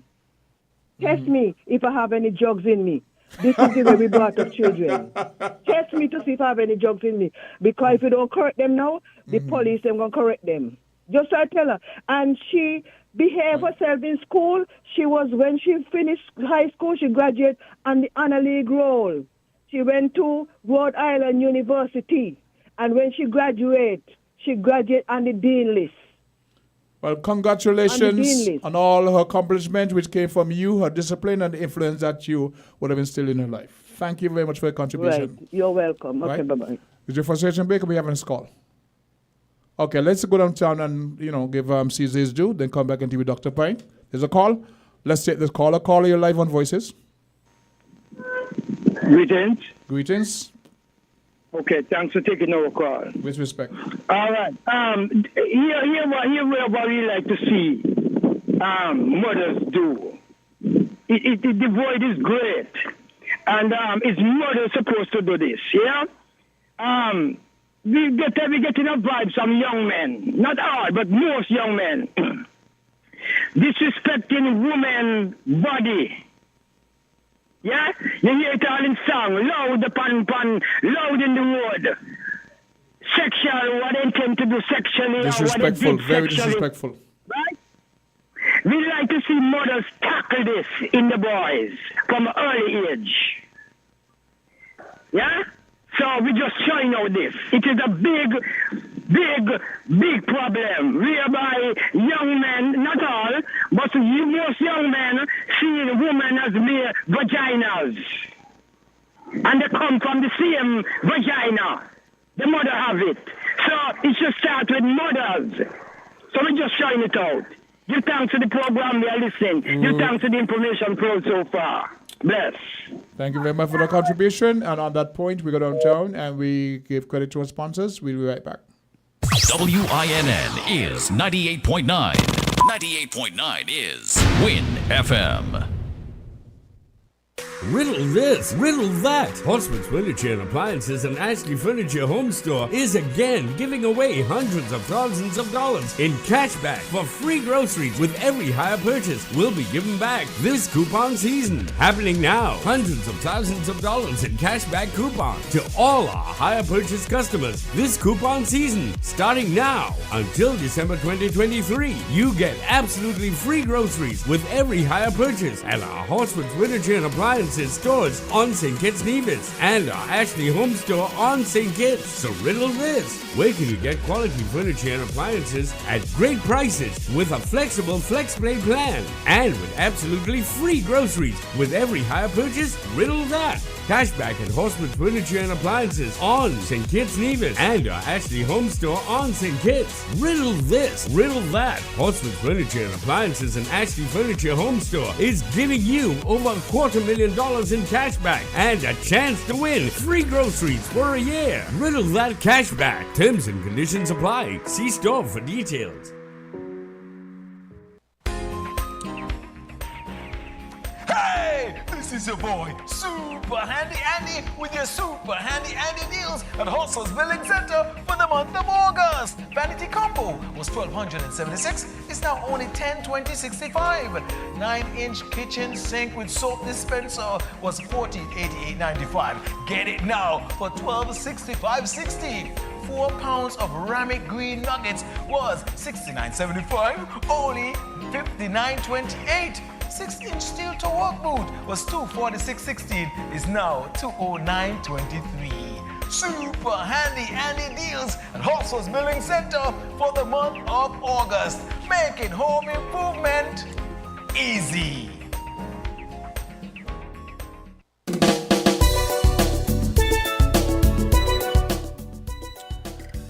Welcome back to our viewers and listeners. We're logged on to another episode of Voices. We're in the second half today, and we have a little chit chat with Dr. June Kishad Pine, and the phone lines are already open. Caller, you're live on Voices. Good afternoon, the King. Good afternoon, sir. I was hoping to hear Good from you. afternoon, Doctor. Good afternoon. Okay, having this caller on the line, so just let me have it and then continue. Okay. Yeah, I'm going to be well quick. Right. I want to concur with Eli and the lady. Everything they said, they are so correct. And some of these DJs who are playing them kind of music with these men disrespecting women, they need to stop playing them or drag them out of the studio. Well, anyway, in my days growing up, I was beaten with all kind of thing except money. And I never like the licks them. Mm-hmm. And one of the hardest licks I ever get to is when she watch me, one watch. Okay. And I joined the military right there. And so I ain't regret with the teaching and training and the licks them that I get, because today I remember them every day, and I will never forget them. In a positive way? Thank God for those kind of parents. And I wish that some of these mothers and fathers today could emulate some of those training and teaching that those parents give to us, and the children them would respect them more. That's all I could say. Give thanks. Thank you, sir. Much appreciated. Yes, okay. Okay, caller, thanks for holding.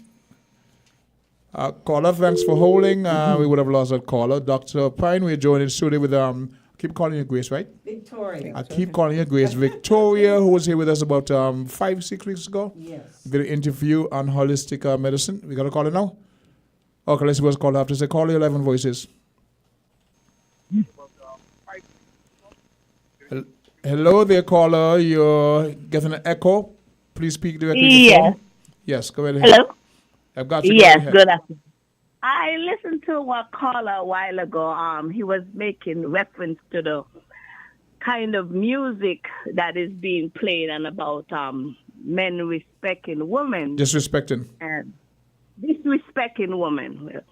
My thought on it is he's right. Men should respect women, but women have to respect themselves also.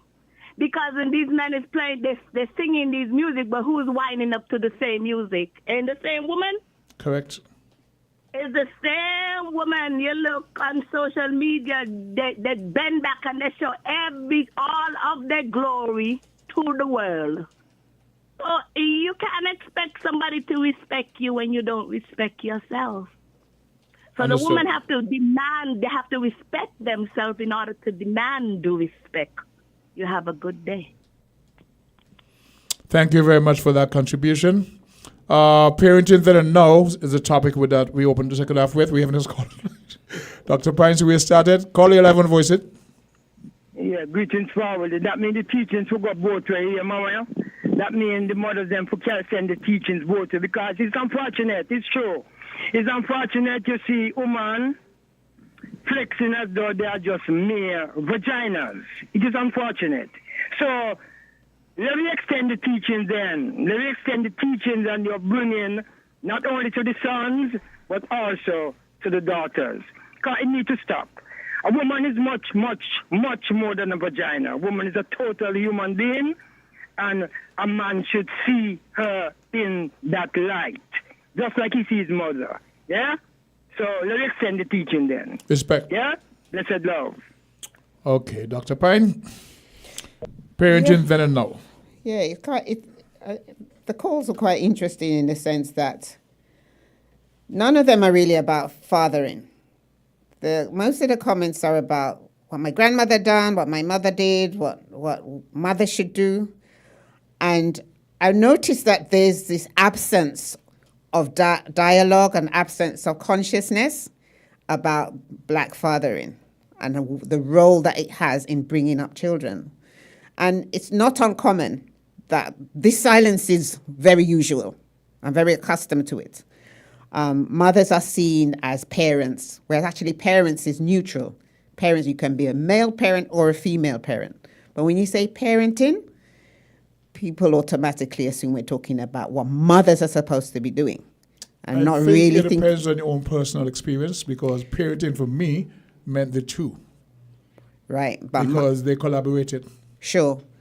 My experience is that when you use the word parent, most people think parenting. They think about what my mother does. Okay. Yeah, that's my experience, or my grandmother does even. So it will be very interesting to hear what the current views are about how fathers are contributing, how fathers are parenting.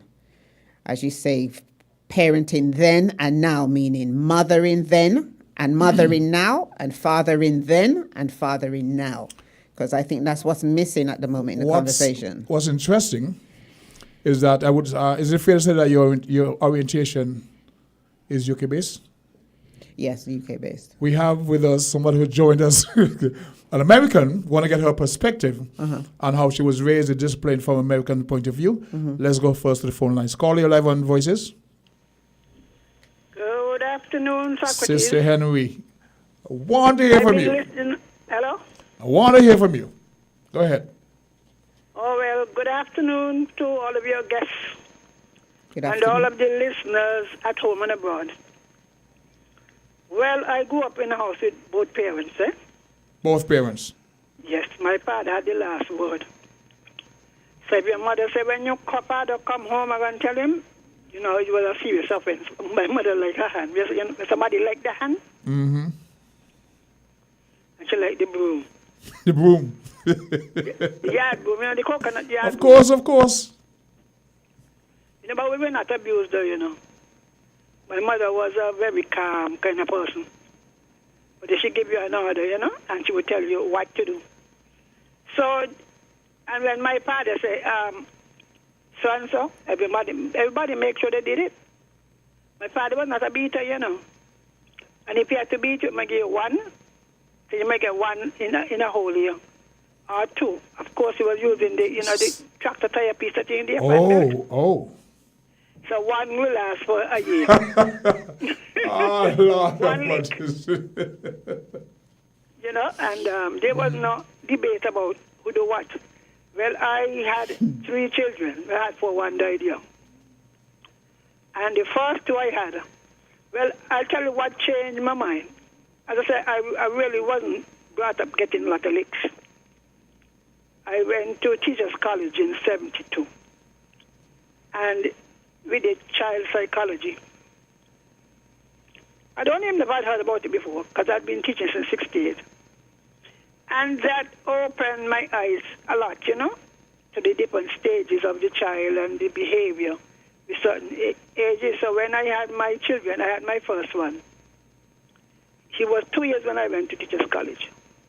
You know, so I began to apply a lot of child psychology to raising him. And by nature, he's a very peaceful person. Unlike the girls, they have an Amazonian spirit, like me and my mother's tribe. Strong-willed, you know. And so I really didn't have much trouble with the first two, a boy and a girl. Didn't have much trouble. The girl sometimes would throw tantrum, and I would leave her there. And when she had enough, I said, go and wash your face and come to me now. I did some time out with the last one. I don't know how many kill her. But stubborn. What happened, I went off to university when she was 2. Mm. Of course, I came home. So there was a disconnect. Yeah, I left her 2, and when I come back, she didn't recognize me. I used to come home, I would come home in June and come home in December. And she used to challenge me. Hello? Good afternoon. I'm fine. On the phone. And so she goes, oh, don't do it. Don't listen to her. I said, what the hell is this? What do I have here? You know? So I realized that having been away, say, for 2 years, it amounted to 18 months. Has an impact? Yes. She was completely different to the rest. Defiant. I never give her more kneel down and say, you praise child. Kneel down there. Time out. Time out. You know? So I just said, we call it maternal deprivation. I used to say it. I said, boy, this girl have that. Yeah, okay. And so she is different. She disciplines differently. You know, and she has been the most forgiving. She could be listening. Okay. Now, in terms of, so I would say I was not abused because it wasn't. My father, one look, one complaint from my mother, and if my mother wanted to beat me, I would run, telling you you're not going to beat Kim Collins. And I would sit down on the sidewall outside of the yard, waiting for my father to come home. Sometimes, once you can't go back in, eh?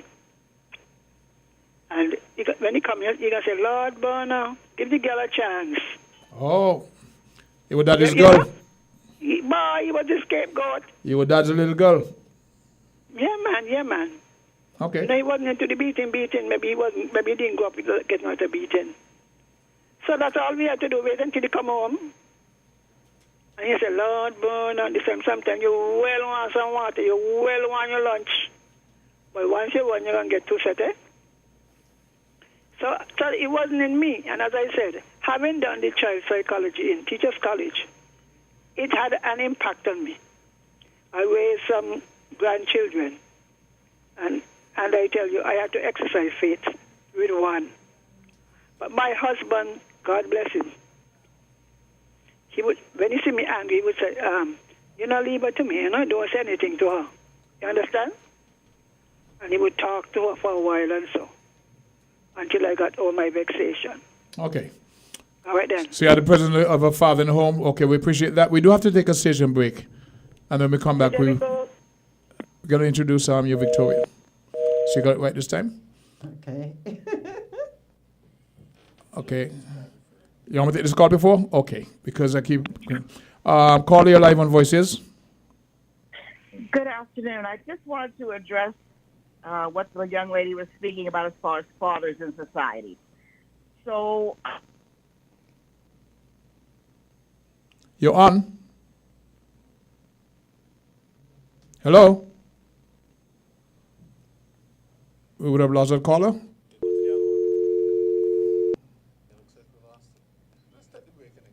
Okay, please do. We go downtown now to give Caesar his due, then we'll be right back. We're different. We're 98.9. 98.9. Win FM. Hey, this is your boy, Super Handy Andy, with your Super Handy Andy deals at Hustle's Building Center for the month of August. 15-gallon black storage container was $127.02, is now $107.97. LED spotlight was $77.10. Get it now for $66.05. Black Farmer's Oil Lantern was $67.84, is now only $57.66. Fire extinguisher was $115.78, is now just $98.42. Super Handy Andy deals at Hustle's Building Center for the month of August. Make it home improvement easy.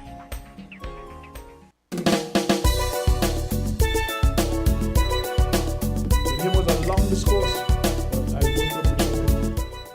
It was dead now. Hello?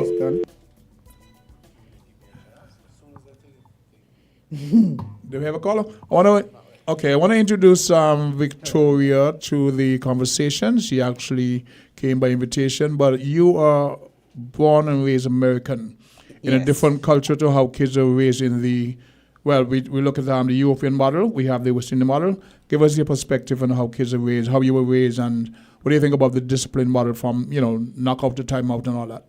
Well, you have to understand, in America, in the black families, the men were ostracized. They were pretty much taken away from us in our homes. And it was by design. I remember my grandmother talking about her father, and in the history books, I would see the pictures of family life in the black communities, and we had fathers at that time. But then what happened, it became very difficult for black men to find employment.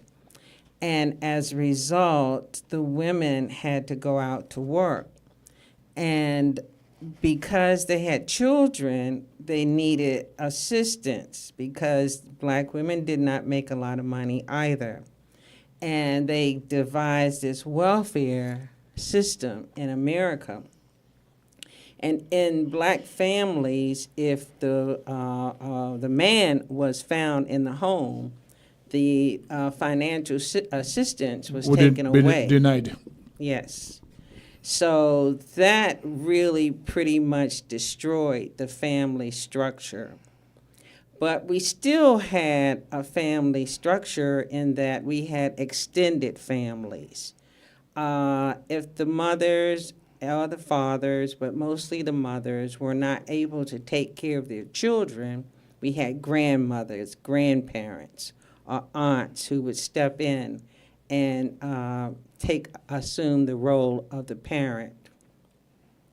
And the grandmothers, I know in my own case, she did not believe in a lot of whippings, but she believed in punishments, which I thought was worse than whippings, because with a whipping, you got over it and you went outside and you played. But when you were punished, you were punished. You couldn't do anything.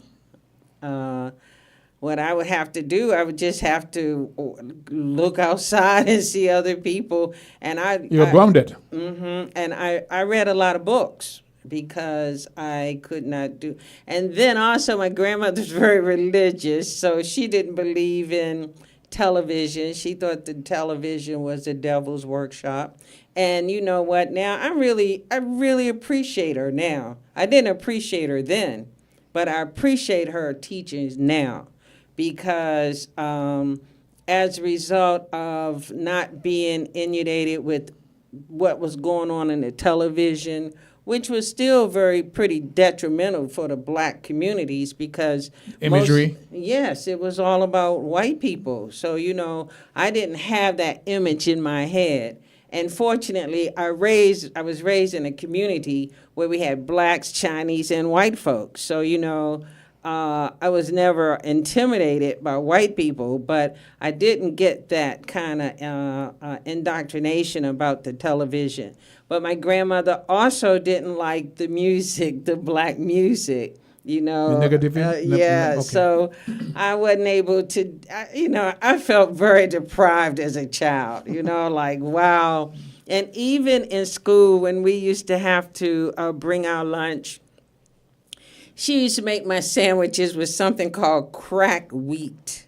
She didn't believe in white bread. We had something called Wonder Bread at that time. I recall. And I remember everybody else could take the dough of their Wonder Bread and turn it into little balls, and they would throw it. And I couldn't do that with my wheat bread. So I felt very deprived because here I'm the only one with this brown bread, and everybody else had white bread, right? But once again, I'm very appreciative of her upbringing, because I didn't get sick. I very seldom got sick because of the diet that I was in. I was able to really, although I got into a lot of trouble, as soon as I got 15 years old and I could get outside, I got into all kind of trouble because I had been so deprived as a youth. I didn't really know how to.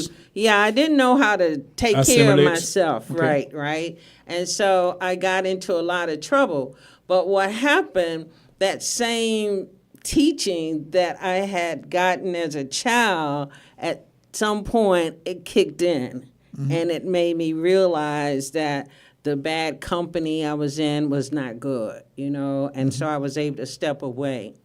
But I think that a lot of children in my age bracket were deprived because of the system, the way they went after the black families, and they were determined to destroy it.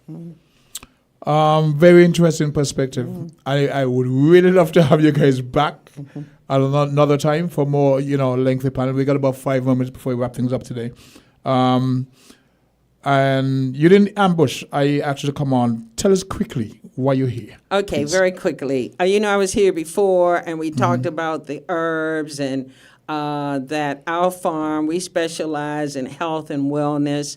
And we take all of our whatever crops we have, we turn them, we add value to it, and we make medicinal products from it. Well, we do tinctures, and tinctures is when you take the herbs and you soak it in alcohol and you let it set, because then it extracts about 95% of the benefits of the herbs, right? Well, someone had called me and he had told me he was in dialysis, and did we have anything? No, actually he heard us on the program, right? And he asked if we had anything for him. So I said, okay, yeah, we do. So on last Monday, I went to the hospital because he was on a dialysis machine, and I'd given him, I sold him 2 tinctures, the Touch Me Not and the Stinging Nettle, and the Digestive Care, which has the guinea hen weed, which you all call the strongman bush.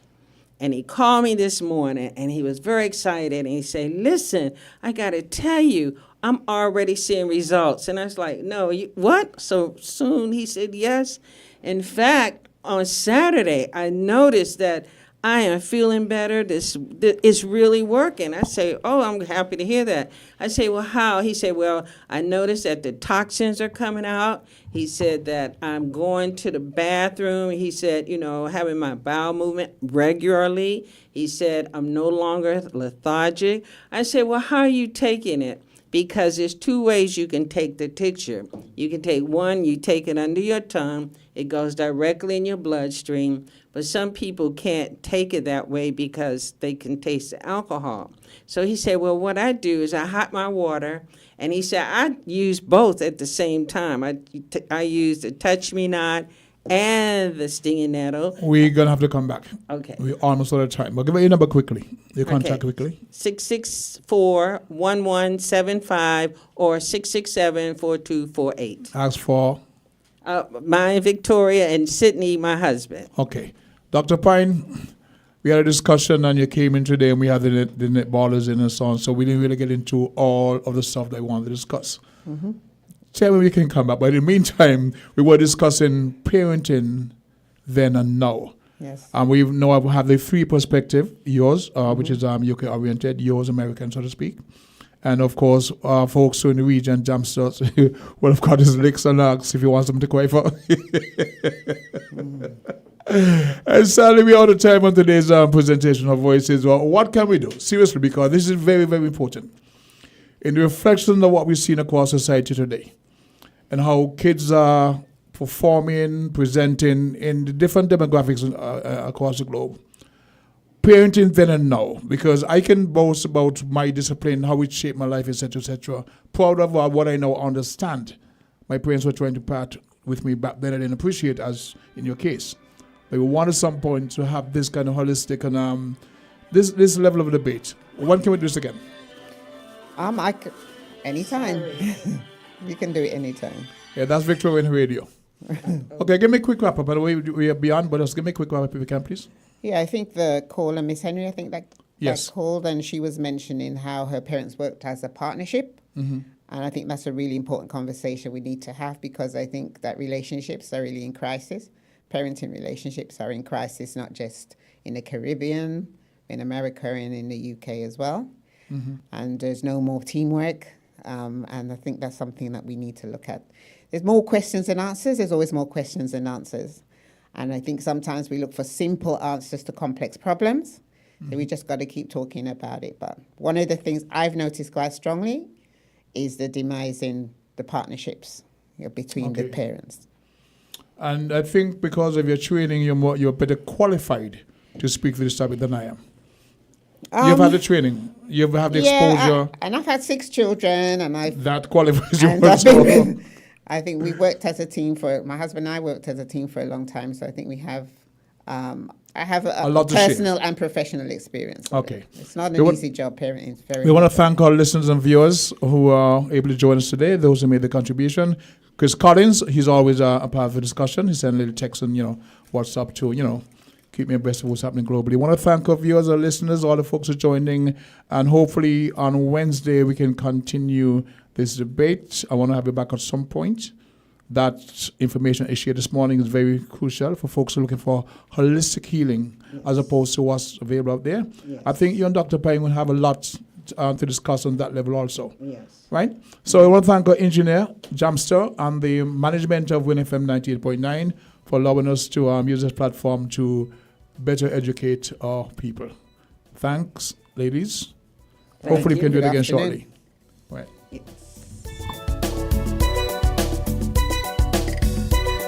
We're different. We're 98.9. 98.9. Win FM. The climate change crisis is already making millions of people sick and jeopardized.